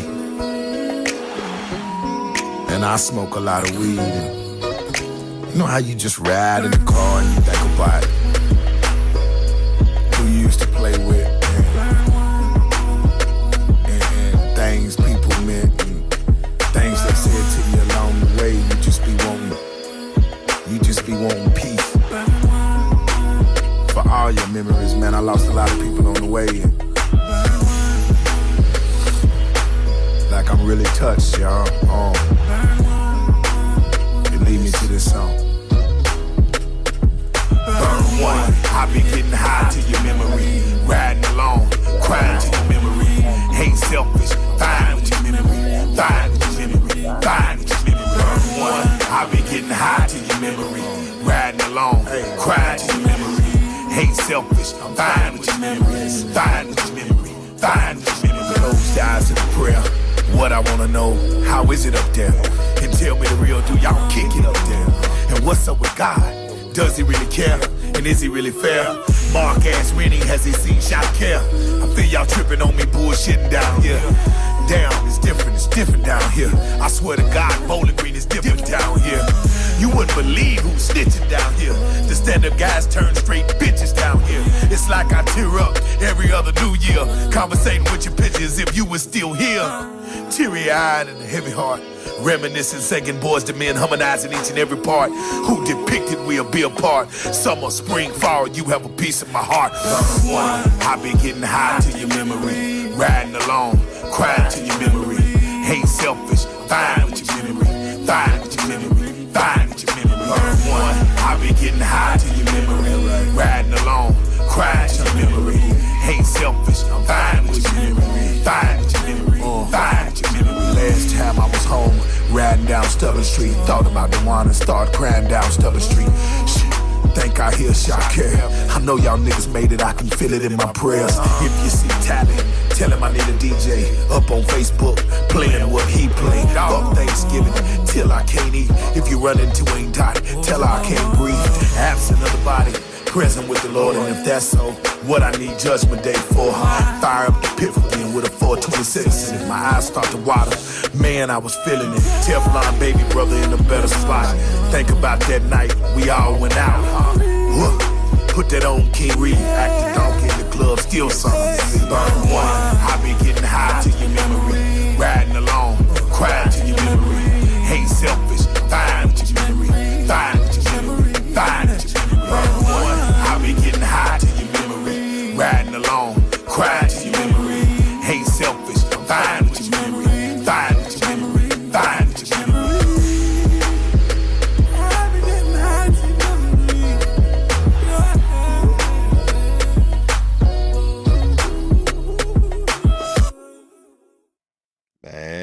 Man. Look, y'all. Hey, I hope you had a good time, man. I hope you enjoyed yourself. Man. Did you have a good time? You enjoy yourself, Great fam? interviewer you are, man. Well, I We talked appreciate for 3 hours, man. It felt like we was at the liquor store. Well, I appreciate that, family, because I told you I just want to have a conversation with you.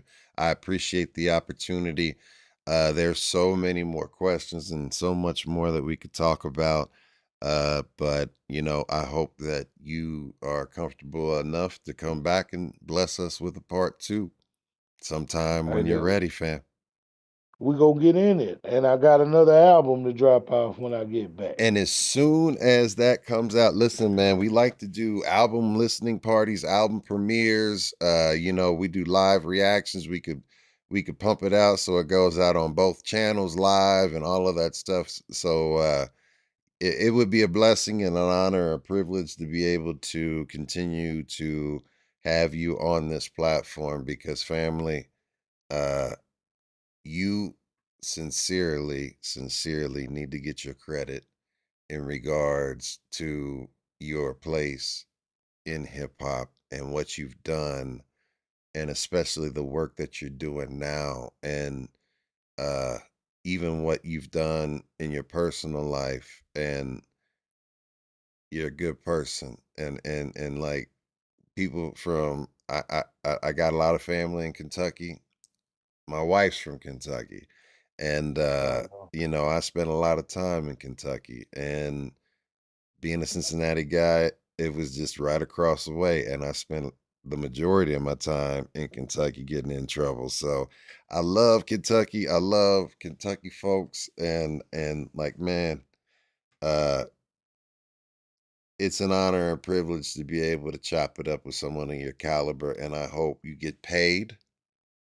Number one, I hope you get your money because all the recognition and all the props in the world is validation for the soul, but when there's no reason why you shouldn't not have to worry about a goddamn thing when it comes to money in regards to passing it on and creating generational wealth and generational prosperity. But the thing that you are doing is that you are creating generational wealth and generational prosperity through the amount of time that you're putting in the community and putting back into the lives of other people, and even by the music that we played today and the music that we've listened to. Family, thank you. I couldn't be more appreciative of you. So Big V,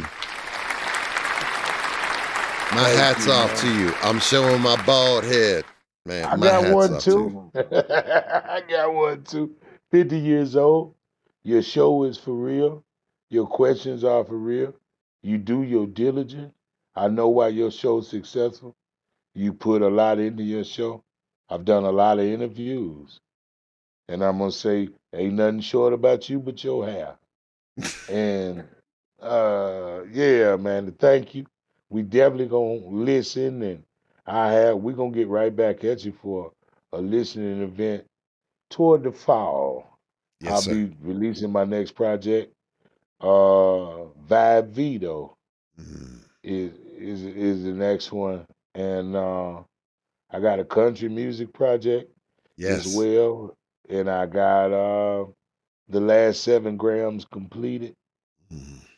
And right now I just finished 2 Simo albums with the app kind of helping me with the hooks and different things I wanted to describe. So music is still growing. And again, man, prosperity to you and your family. You're gonna get through that health patch like you always do. And we're gonna talk soon. Bless you, Big V, man. Thank you so much. Everybody follow Big V. If you don't already do, what the fuck? Like, if you haven't, the fuck are you doing? Like, again, for real. This is a real one, y'all. This is B-Boys Underground. Tomorrow night, we'll be back with a dope artist. His name's Connor Musara, and he is a viral sensation, but he signed with Lil Rel, and he put out an album called Pure. He reminds me, he's his own individual artist. He's extremely talented, but when I first heard his music, like, I got Mac Miller vibes and all types of stuff, man. I cannot wait for you guys to have an opportunity to listen to his music, his art, and his story, just like we had an opportunity to listen to Big V. And salute to you, fam. B-Boys Underground, we will catch you tomorrow. Peace. Right on.